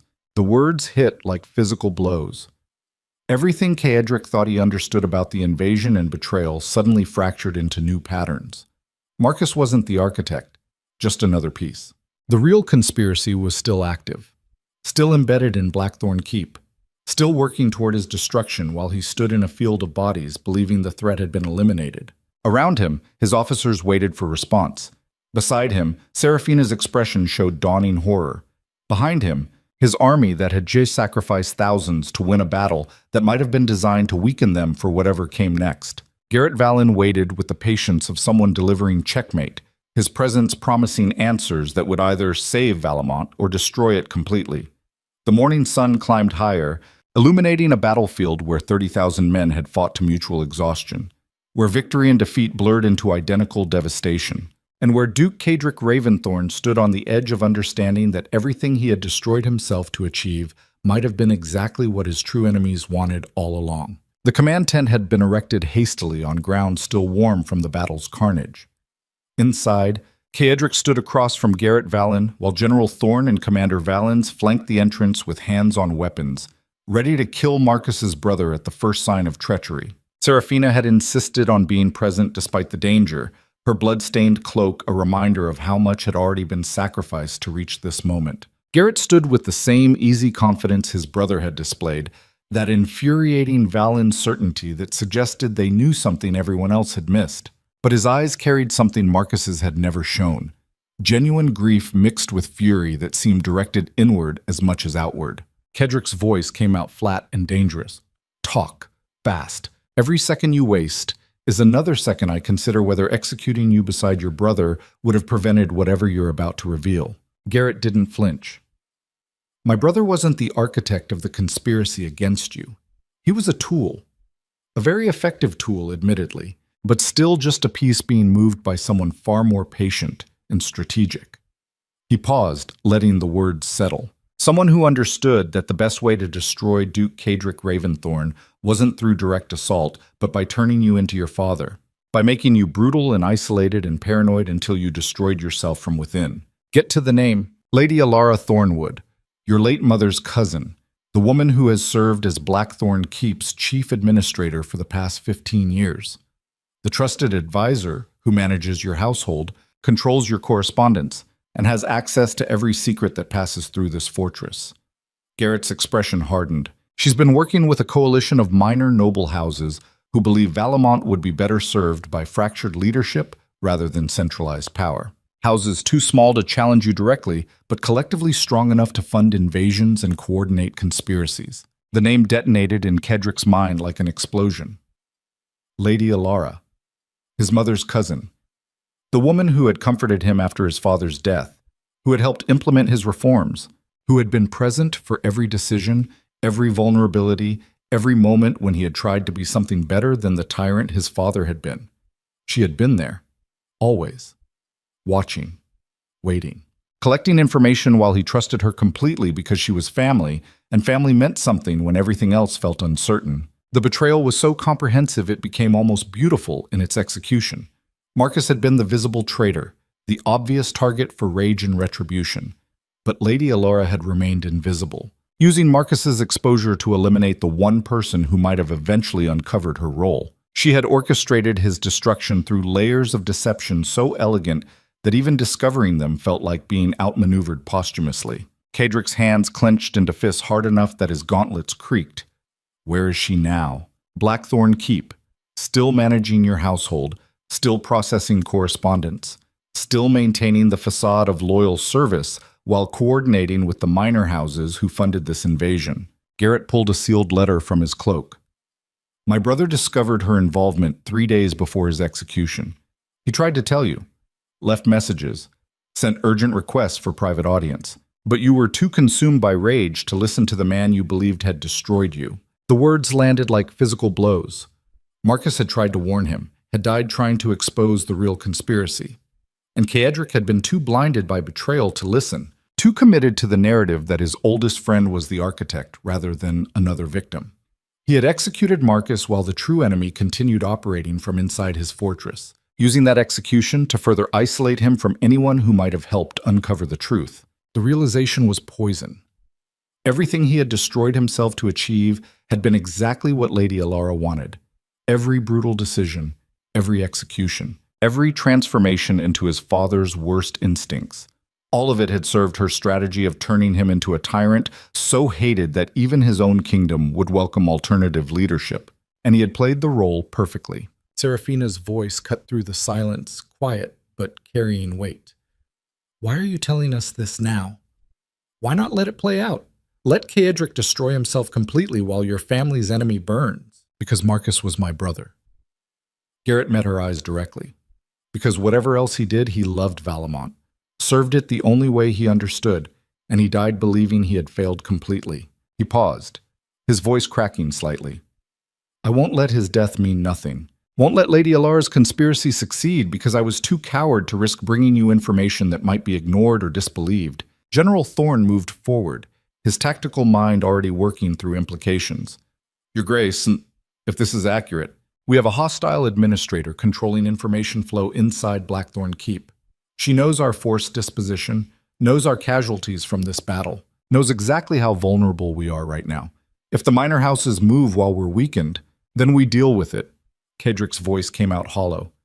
The same way we've dealt with everything else, through violence and sacrifice and choices that cost pieces of my soul every time I make them. He turned to Garrett. You have proof? Documentation? Anything beyond your word and a letter that could be forged? Garrett handed over the sealed letter along with a small leather journal. The letter is from Marcus, written the night before his execution, sealed with his personal signet. The journal contains 2 years of observations about Lady Alara's activities, payment records, coded correspondence, meeting notes, everything he gathered while trying to understand why someone was feeding information to your enemies. Cadric broke the seal, recognizing Marcus's handwriting immediately. The letter was brief and devastating in its clarity. It detailed Lady Alara's conspiracy, explained how Marcus had discovered it while investigating the Mordain coordination, and closed with words that cut deeper than any blade. I know you won't believe this. No, you think I'm lying to save myself. But you'll understand eventually that I was trying to protect you the only way I knew how, even when it made me your enemy. Don't let her win. Don't let my death be meaningless. Be better than your father. Be better than me. The letter crumpled in Cedric's fist. Marcus had known, had tried to warn him, had died with the truth unspoken because Cedric had been too consumed by rage to listen. The weight of that realization threatened to collapse him completely. Everything he thought he understood about betrayal and loyalty and trust had been wrong. Marcus had been trying to save him. Lady Alara had been destroying him, and he had executed the wrong person while the real enemy watched and calculated her next move. The tent fell silent except for distant sounds of the army tending to wounded and securing prisoners. Outside, the sun climbed higher over a battlefield where thousands had died fighting an invasion that had been designed not to conquer Valamont, but to weaken its duke psychologically. Every casualty had served Lady Alara's strategy. Every brutal decision had pushed Cedric further into the isolation she needed to complete his destruction, and he had given her everything she wanted. Serafina moved beside him, her presence grounding despite the chaos spinning through his mind. What do you need? Cedric looked at her, seeing clearly for the first time since Marcus's execution how thoroughly he had been manipulated. Need. What did he need? Revenge? Justice? To burn Lady Alara the way he had burned everyone else who moved against him? The instinct was there, immediate and visceral. But beneath the rage, something else whispered that revenge was exactly what she expected, that violence was the response she had calculated for, that becoming more brutal would only prove she had been right about him all along. For the first time in weeks, Cedric paused before choosing destruction. The hesitation felt foreign, uncomfortable, like a muscle that had atrophied from disuse. His father would have ridden back to Blackthorn Keep and executed Lady Alara along with anyone who had looked at her sideways, would have turned suspicion into purge and made the fortress run red with blood until no conspiracy could possibly survive. That approach had worked for 40 years until it finally killed him.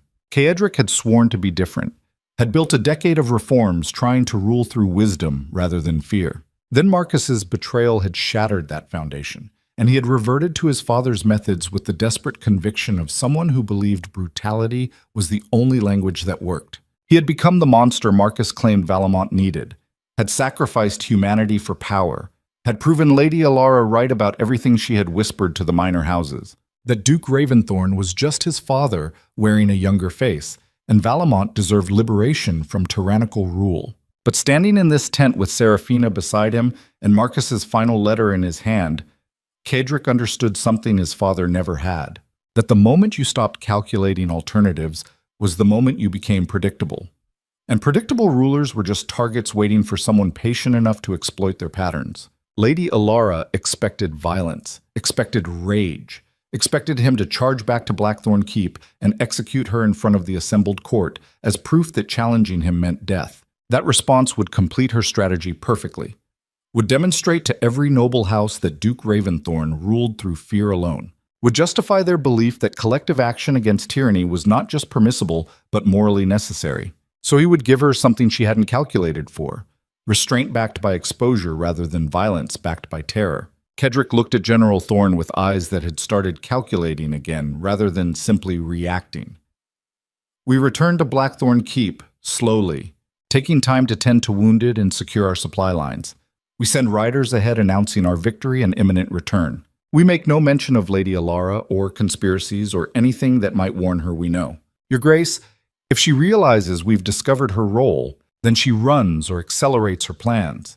Either way, we flush her into action rather than letting her continue operating from shadow. Cedric's voice carried the cold precision that had been absent since Marcus's death. When we arrive, we convene a public assembly. Every noble house, every administrator, every person with authority in Valamont. We present Marcus's evidence. We expose the conspiracy in exhaustive detail. We give Lady Alara opportunity to defend herself in front of the entire kingdom. That's not justice. Commander Valen's voice carried confusion. That's just theater that delays inevitable execution. No. That's how you destroy a conspiracy built on whispers and hidden coordination. Kedrick's eyes held something that hadn't been there for weeks, calculation that extended beyond immediate violence. You expose it so completely that everyone involved understands they've been caught. You give them opportunity to confess and cooperate. You make the cost of continued resistance higher than the cost of surrender, and you demonstrate to the kingdom that their duke values truth over vengeance. Serafina studied him carefully.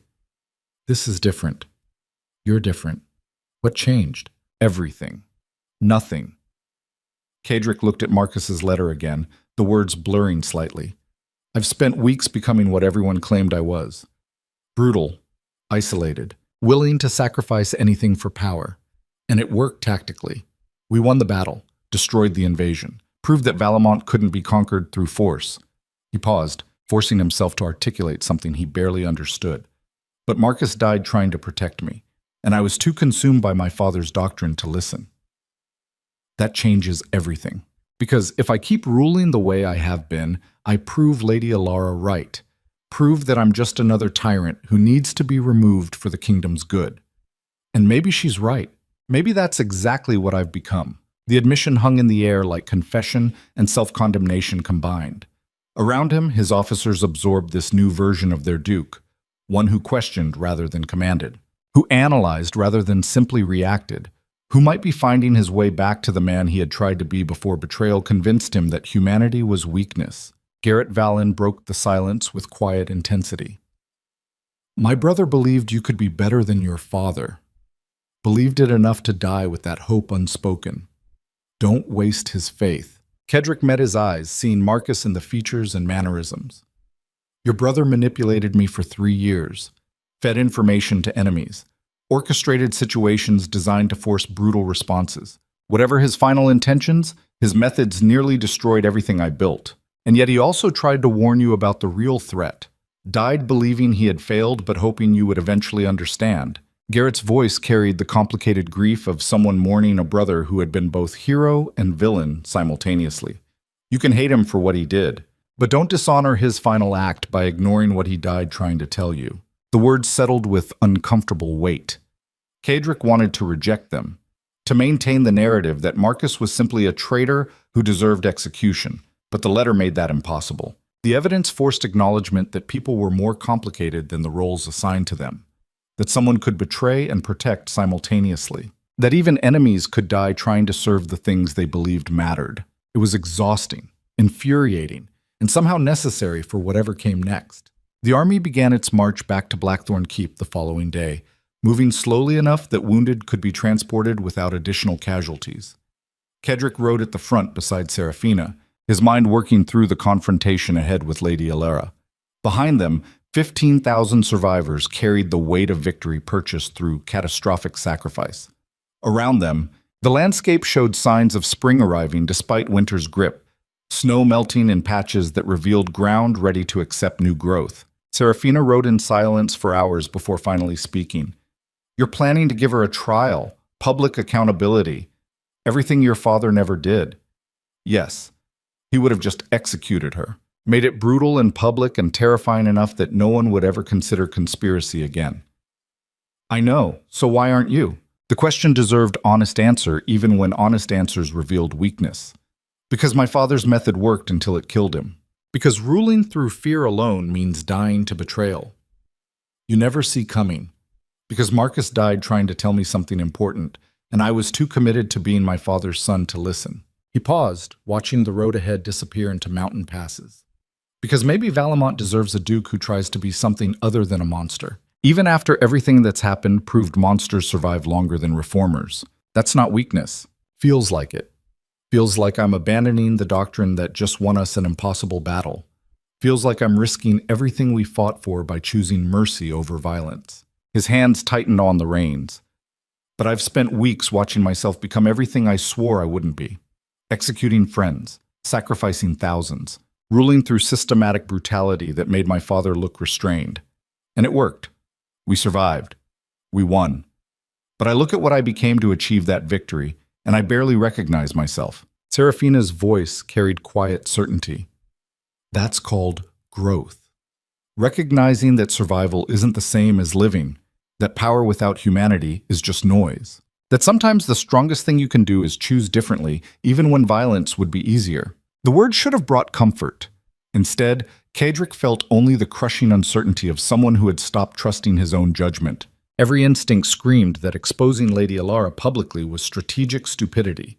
That swift execution would send clearer messages. That restraint would be interpreted as weakness by people waiting for any sign that Duke Raventhorn had lost his edge. His father's voice whispered in memory that mercy was the first crack through which enemies entered. But his father was dead, murdered by someone close enough to poison his food, killed by the very fear he had cultivated so systematically. And Cedric had spent weeks following that same path toward the same inevitable outcome. Isolation so complete that death became the only escape from constant paranoia. There had to be another way. Had to be some approach that balanced strength with wisdom, fear with respect, power with connection. Marcus had tried to show him that through manipulation and orchestrated crisis. Lady Alara had tried to destroy him by pushing him toward his father's worst instincts. Both had been wrong about who he could be. Now he needed to prove it to himself before he could demonstrate it to anyone else. Blackthorn. Keep appeared on the 4th day of marching, the fortress rising from mountain rock like something carved by ancient forces rather than human hands. Citizens lined the streets cheering victory over the Alliance, celebrating their duke's return from battle that should have destroyed them. They saw triumph. They didn't see the casualties, didn't understand the cost, didn't recognize that their duke had sacrificed pieces of himself that might never regenerate. But they would learn, because what happened next would either redeem him or prove that some transformations were permanent regardless of regret. Lady Alara waited in the great hall when they arrived, her expression showing appropriate concern mixed with relief. She had organized welcome ceremonies, prepared reports on fortress management during his absence, and maintained every appearance of loyal service. Looking at her, Cedric felt rage so intense it bordered on ecstasy. This woman had orchestrated everything, had used his trust against him, had manipulated him into becoming a monster while maintaining perfect facade of family loyalty. Killing her would be so easy, so satisfying, so exactly what she expected. He smiled instead. Lady Alara, thank you for maintaining order during our absence. Sit. Your service to Blackthorn Keep continues to exceed all reasonable expectations. She curtsied with practiced grace. Your Grace, Valamont rejoices at your victory. The alliance has been broken. Our enemies scattered. You have demonstrated yet again why this kingdom remains unconquerable under Raventhorn rule. Indeed. Cedric moved past her toward the high table, his movements casual despite the tension coiling through his body. I'm convening a full assembly tomorrow morning. Every noble house, every administrator, everyone with authority in Valamont. We have matters of governance to address now that external threats have been eliminated. Something flickered in Lady Alara's expression. Too fast to identify, but present nonetheless. Of course, Your Grace, I'll ensure appropriate notifications are sent immediately. Excellent. Also, I'm granting you formal recognition for your years of service, a public commendation during the assembly. Valamont should know how thoroughly you've served this house. Her smile didn't quite reach her eyes. You honor me, Your Grace. Not yet, but tomorrow will ensure everyone understands exactly how you've served the Raventhorn name. He left her standing in the great hall, her expression showing the first cracks in composure. She knew, or suspected, or recognized that something had shifted in ways she hadn't calculated for. Either way, she now had hours to decide whether to run or accelerate her plans, or simply maintain innocence and hope her conspiracy remained undiscovered. Cedric was counting on the latter, because people who had operated in shadow for years rarely abandoned strategy for panic. They doubled down, committed to their cover, believed their own performances right up until evidence made denial impossible. That night, Cedric stood in his study reviewing Marcus's journal, while Seraphina organized the documentation that would be presented at tomorrow's assembly. The evidence was comprehensive. 2 years of observations about Lady Alara meeting with representatives from minor noble houses. Financial records showing gold flowing through intermediaries to fund Mordane's invasion. Coded correspondence that became transparent once you understood the pattern. Everything needed to prove conspiracy so thoroughly that even Lady Alara's allies would abandon her rather than be caught in the exposure. Seraphina looked up from her work, her expression thoughtful. You're doing this publicly because you want everyone to see you choose justice over revenge. Want to demonstrate that Duke Raventhorn can be something other than his father's echo. Partially. Also because public exposure destroys conspiracies more effectively than executions. Kill Lady Alara quietly, and the minor houses wonder what she might have revealed. Kill her publicly after exposing everything, and they understand that continued resistance means being the next person displayed for collective judgment. He paused, staring at Marcus's handwriting. And because Marcus died trying to give me this information, the least I can do is use it the way he intended rather than just adding another corpse to the collection. You miss him. The observation landed with uncomfortable accuracy. Kedrick wanted to deny it, wanted to maintain that Marcus was just a traitor who received appropriate punishment. But standing there with his friend's journal documenting years of loyal service, even while betraying him, he couldn't sustain the narrative. Marcus had been complicated, had betrayed and protected simultaneously, had died trying to warn him about the real threat, even knowing Kedrick wouldn't believe him. Yes, I miss him. Miss having someone who questioned my decisions without hidden agendas. Miss the friendship that turned out to be performance, but felt real anyway. He set down the journal carefully, which makes me either incredibly naive or dangerously sentimental, both qualities likely to get me killed eventually, or human. Serafina moved beside him, her hand finding his. You spent weeks trying to become something beyond human, pure will and violence and calculated brutality. It didn't work. You won the battle, but lost yourself in the process. She paused, her voice dropping. Maybe the point isn't to be invulnerable. Maybe it's to be strong enough to stay human even when humanity costs everything. The words settled like truth he wasn't ready to accept but couldn't deny. His father had made himself invulnerable through systematic isolation and died alone, poisoned by someone he never suspected. Kedrick had tried to be better and nearly lost everything to betrayal. Now he was attempting something neither had managed, ruling with enough humanity to inspire loyalty while maintaining enough strength to survive betrayal. The balance seemed impossible, the variables too complicated, the risks catastrophic. But the alternative was becoming his father completely, and that outcome had already proven fatal. Dawn arrived cold and clear, the kind of morning that felt significant regardless of what actually happened. The Great Hall filled early, every noble house sending representatives, every administrator and officer crowding into available space. They came expecting celebration of military victory, awards and recognition, and the pageantry that followed successful campaigns. Instead, they got silence as Duke Kedrick Raventhorn entered with documents under his arm and an expression that promised something far more serious than ceremony. Lady Alara stood near the front, her composure perfect, her appearance suggesting someone prepared for public commendation. Beside her, several representatives from minor noble houses shifted nervously, some instinct warning them that something fundamental had shifted.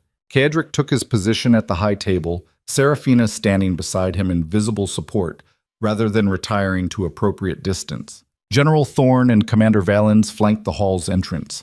Garrett Valens stood near the back, his presence unremarked but significant for anyone who understood what his attendance implied. The Duke's voice carried across the assembled nobility with absolute clarity. Valamont has survived external invasion through sacrifice and commitment that will be remembered for generations. Our victory came at catastrophic cost, but demonstrated that this kingdom cannot be conquered through superior numbers or coordinated assault. For this, you have my gratitude and respect. Polite applause followed, appropriate responses to expected sentiment. Then Kedrick raised his hand and the hall fell silent immediately. But external threats are manageable compared to internal corruption. Enemies on the battlefield identify themselves through banners and formations. Enemies inside the fortress wear familiar faces and maintain perfect loyalty until the moment they don't. He paused, letting tension build. Which brings us to matters of governance and accountability that require immediate address. He placed Marcus's journal on the table with deliberate care.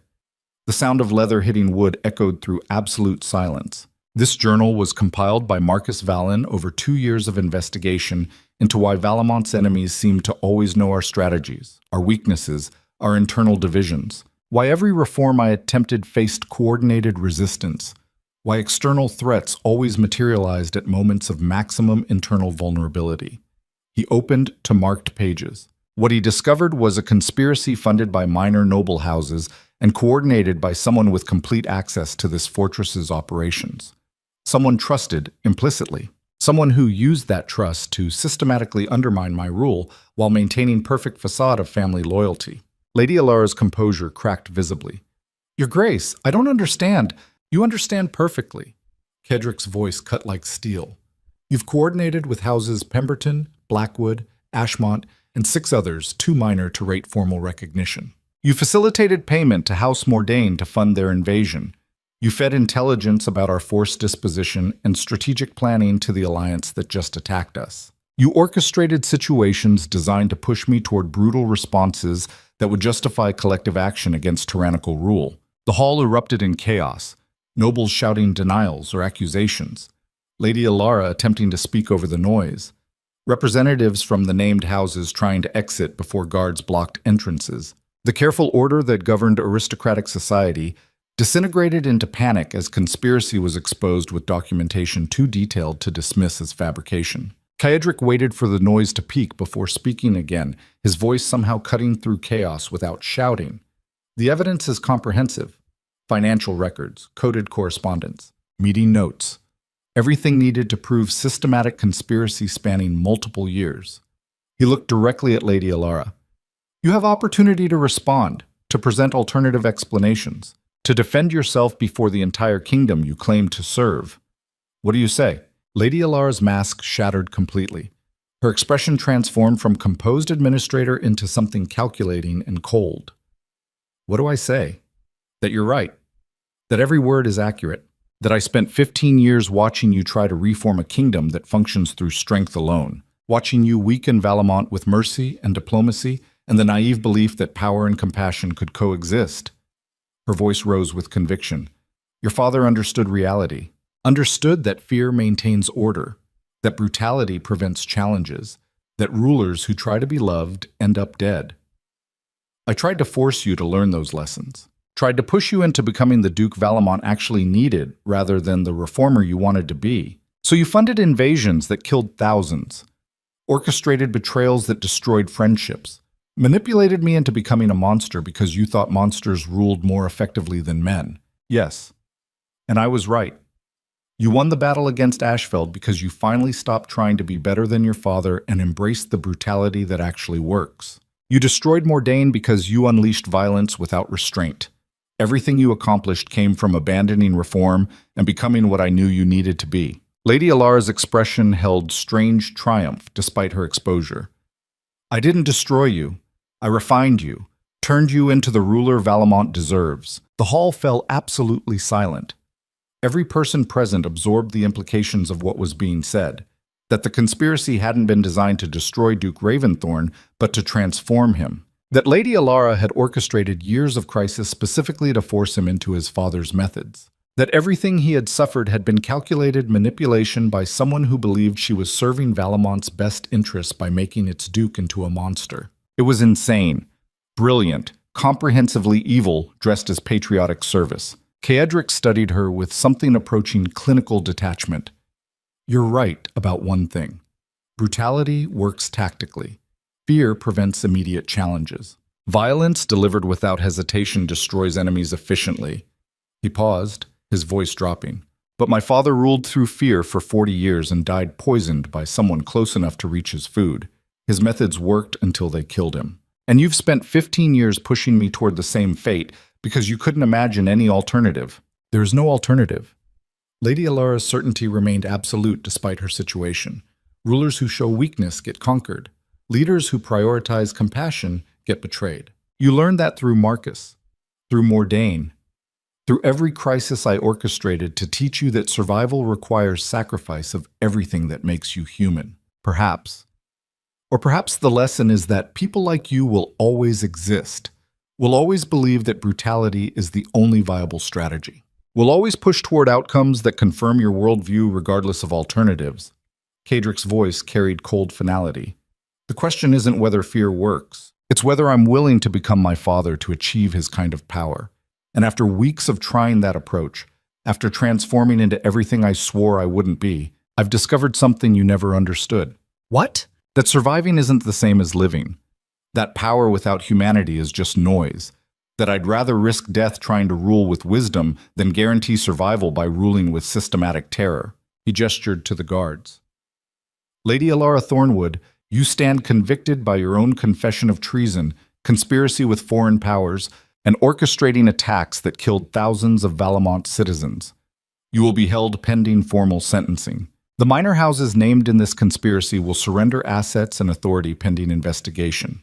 Anyone who cooperates fully will be treated with appropriate mercy. Anyone who continues resistance will discover that mercy has limits. The guards moved forward. Lady Alara didn't resist, her expression showing strange satisfaction despite capture. You'll understand eventually, when the next crisis comes. When external threats or internal challenges force you to choose between principles and survival, you'll become what I tried to make you, and you'll realize I was right all along. Maybe. Kedrick watched her being led away, feeling nothing except exhausted recognition that some people could never be convinced they were wrong. Or maybe I'll prove that another way exists, that rulers can be strong without being monstrous, that Valamont can survive through wisdom rather than just fear. Either way, I'm done letting other people define what kind of duke I need to be. The assembly dissolved into chaos as noble houses scrambled to distance themselves from exposed conspiracy. Representatives from the minor houses were detained for questioning. Administrators began the complex process of untangling years of coordinated corruption. And throughout it all, Kedrick stood at the high table feeling something he hadn't experienced in months. The possibility that he might survive without completely losing himself in the process. Serafina found him hours later in his study, staring at Marcus's journal with expression mixing grief and complicated acceptance. She didn't speak immediately, just sat beside him in comfortable silence while evening shadows filled the room. Finally, she asked the question that mattered. What happens now? After exposure and trials and whatever justice looks like for people who believe they were serving Valamont by destroying its duke, now we rebuild. Again. Differently this time. Kedrick set down the journal. I've spent a decade trying to reform through kindness and tolerance. Spent weeks trying to rule through fear and brutality. Both approaches nearly destroyed everything, so maybe the answer is somewhere between. Strong enough to survive betrayal, but human enough to inspire loyalty beyond fear. That's a narrow path. Everything worthwhile usually is. He looked at her directly, seeing clearly what months of crisis had obscured. You stayed, despite having every reason to run, despite watching me become something monstrous, despite knowing that proximity to me makes you a target. Why? Because someone needed to remember who you were before fear and betrayal convinced you that monsters survived better than men. Serafina's voice carried quiet certainty. Because walking away would have meant letting Marcus and Lady Alara and everyone else who pushed you toward brutality win completely. Because love means staying even when staying is stupid and dangerous and likely to end badly. Love. The word felt foreign. Kedrick had spent months confusing possession with affection, obsession with connection, the need to protect with actual care. Lady Alara had orchestrated Serafina's abduction specifically to trigger his worst instincts. Marcus had questioned his feelings as manipulation waiting to be exploited. Everyone had treated love as weakness rather than recognizing it as the thing that might prevent him from becoming his father completely. But Serafina had stayed, through executions and battles and transformation into brutality, had remained beside him not because she was trapped, but because she chose to believe he could be more than what circumstances forced him to become. That was either the greatest demonstration of faith or the most catastrophic miscalculation of character in history. Time would determine which. I don't know if I can be what you deserve. The admission felt like confession. I'm damaged in ways that might never heal. Shaped by my father's brutality and Marcus's betrayal and Lady Alara's manipulation into something that barely recognizes itself. The Duke you want me to be might not exist anymore. Then we figure out who you actually are instead of mourning who you wish you'd remained. She took his hand, her grip firm, despite the bloodstains still visible on her fingers from tending wounded. You're not your father. You're not the monster Marcus tried to create or the tyrant Lady Alara wanted to forge. You're whoever you decide to be from this moment forward. That's all anyone gets. The choice to be better or worse based on what we do next rather than what was done to us. The words settled with uncomfortable accuracy. Kedrick had spent months being reactive, responding to crises, making decisions based on immediate threats rather than long-term vision. He had let other people define his choices through their actions against him, had transformed into his father not because it was necessary, but because it was easier than imagining alternatives when betrayal made trust impossible. But that was just surrender disguised as strength, just allowing circumstances to dictate outcomes rather than choosing deliberately despite complications. His father had ruled one way and died for it. Kadric had tried another approach and nearly lost everything. Now he had opportunity to find a third path that balanced strength with wisdom, fear with respect, power with humanity. It would be harder, would require constant vigilance against instincts that whispered brutality was simpler than complexity, would mean accepting vulnerability as cost of connection rather than weakness to be eliminated, would force him to become someone neither his father, nor Marcus, nor Lady Alara had imagined possible. But the alternative was becoming predictable, and predictable rulers were just targets waiting for someone patient enough to exploit their patterns. Kadric stood slowly, moving to the window that overlooked Valamont spread below the fortress. The kingdom looked peaceful in evening light, citizens going about lives that depended on decisions made in this room.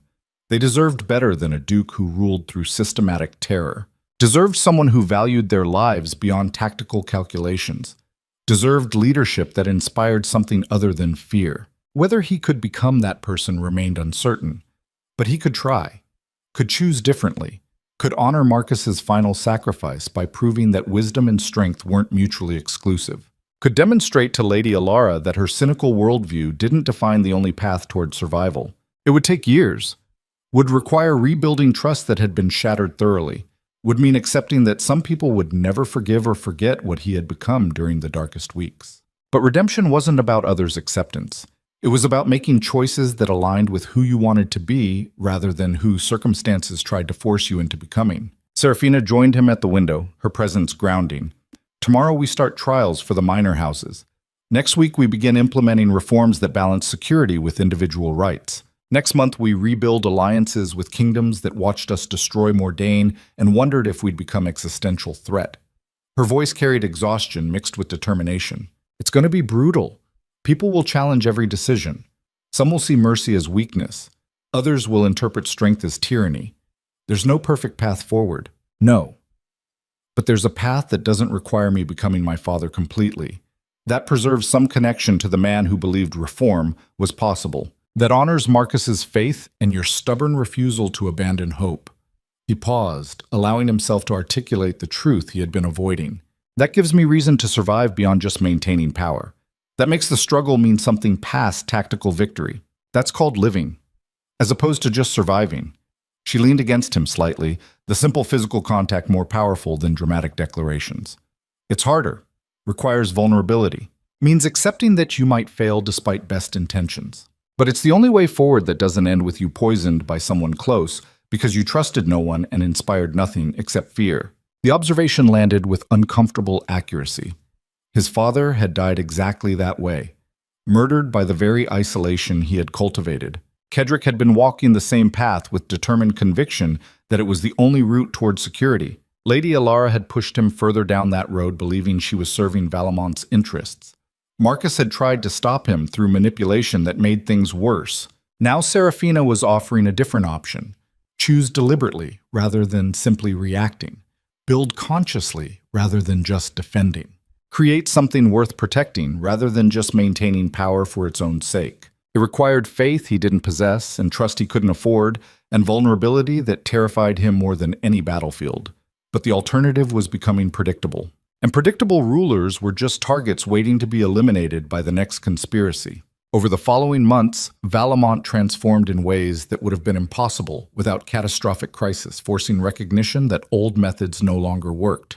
Lady Alara stood trial publicly, her conspiracy exposed in exhaustive detail that left no doubt about her guilt or the sophistication of her manipulation. The minor houses who had funded her activities faced asset seizures and political marginalization that destroyed their influence without requiring executions. Representatives from larger kingdoms who had participated in the alliance against Valamon found themselves negotiating, with a duke who had demonstrated both capacity for absolute brutality and willingness to choose restraint when appropriate. The balance was precarious.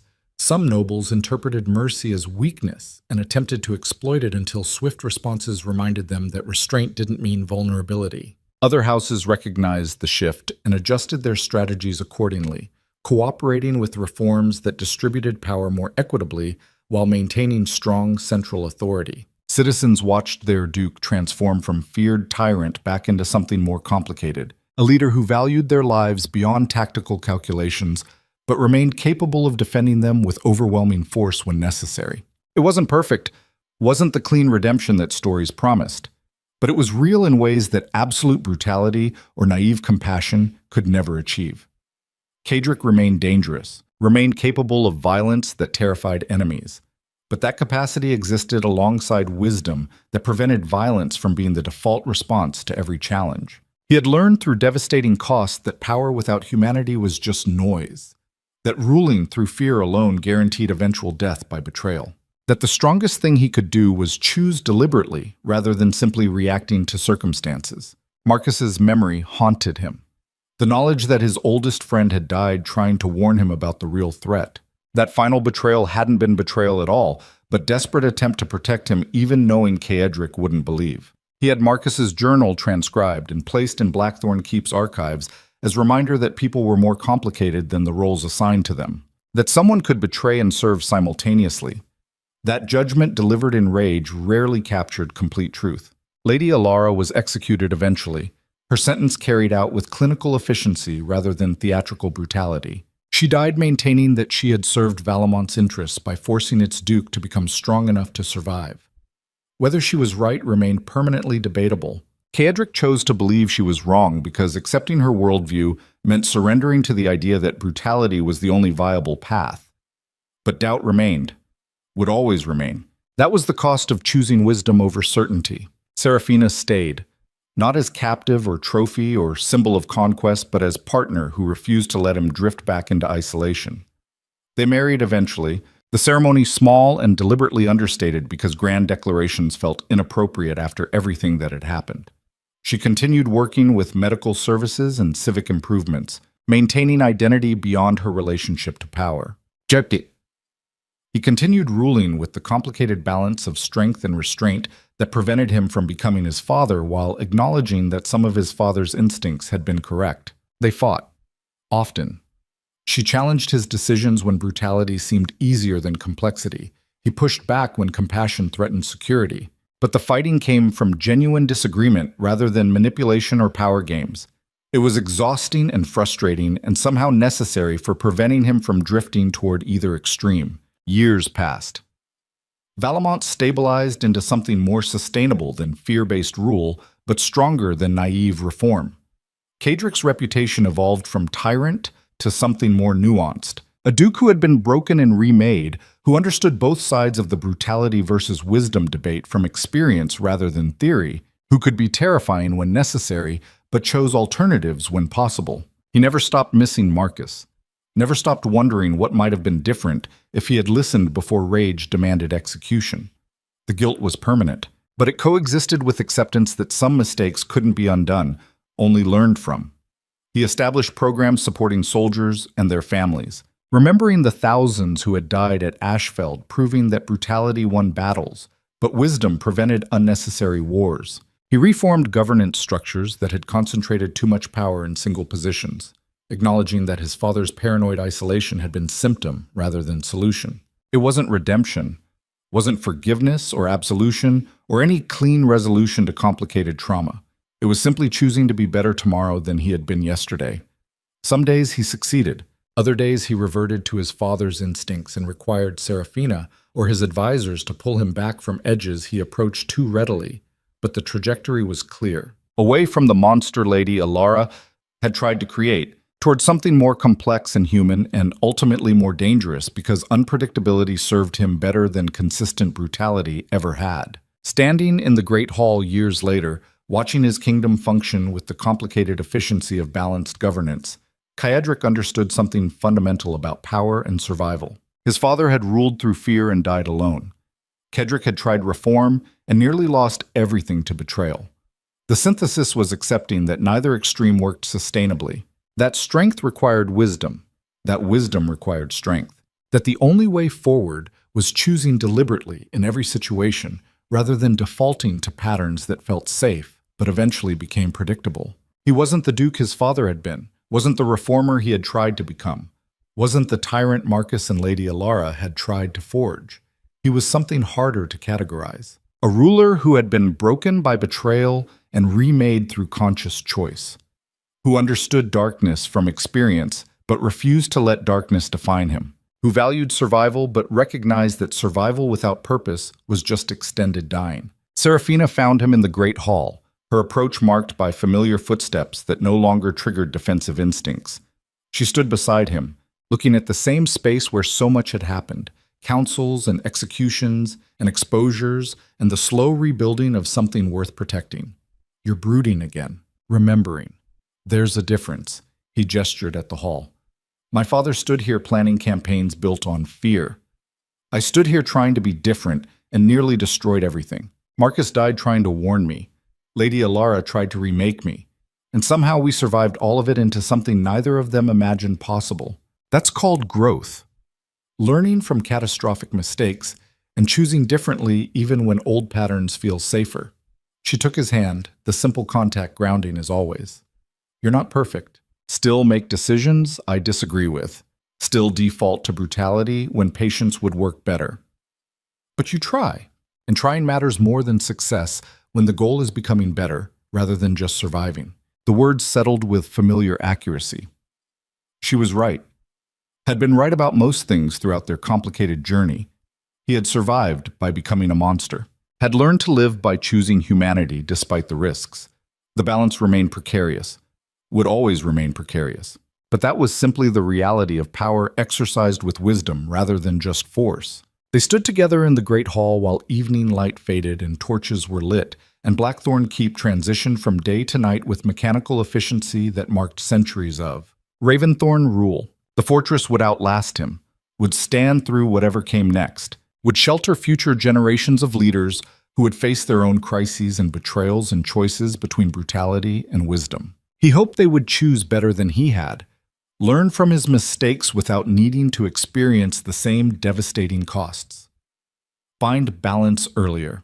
Prevent the transformations that had nearly destroyed him completely. But hope was just possibility shaped by intention. Action determined outcome. And the only action that mattered was the next choice made deliberately rather than reactively. The next decision that valued wisdom over expedience. The next moment when strength could be exercised through restraint rather than violence. That was leadership, not perfect, not clean, not guaranteed to succeed, just choosing to be better than circumstances tried to force you to become. Just refusing to let darkness define you even when darkness surrounded everything. Just surviving with enough humanity intact that survival felt like living rather than just extended dying. Duke Cadric Raventhorn stood in his father's hall, his wife beside him, his kingdom functioning with complicated efficiency around him, and understood finally what true strength required. Not invulnerability, not isolation, not systematic brutality or naive compassion, just the courage to remain human when becoming a monster would be simpler. Just the wisdom to choose deliberately when reacting would be faster. Just the faith that balance was possible even when every instinct and experience suggested otherwise. It was enough. Not everything he wanted, not the clean redemption stories promised, but enough to build on, enough to protect, enough to justify the sacrifices that had brought him to this moment.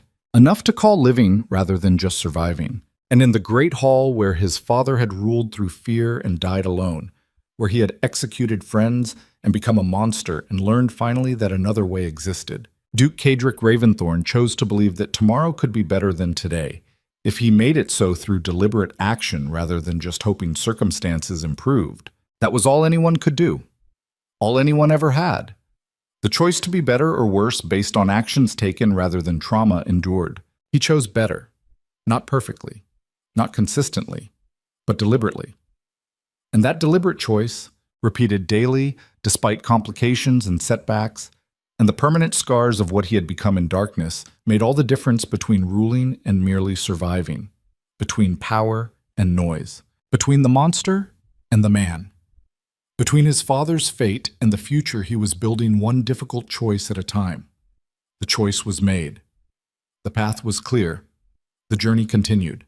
And somewhere in the darkness, Marcus Valen's memory rested with the satisfaction of someone who had died believing his friend could be better than circumstances demanded, and had been proven right through costs neither of them could have imagined. The end was also a beginning. The destruction was also foundation. The monster was also a man. And in Valamont, Duke Cadric Ravensthorn ruled with wisdom earned through devastating cost. Loved by someone who chose to stay, feared by enemies who understood that restraint didn't mean weakness, and respected finally by a kingdom that recognized strength came in many forms. The story ended. The life continued, and that was enough.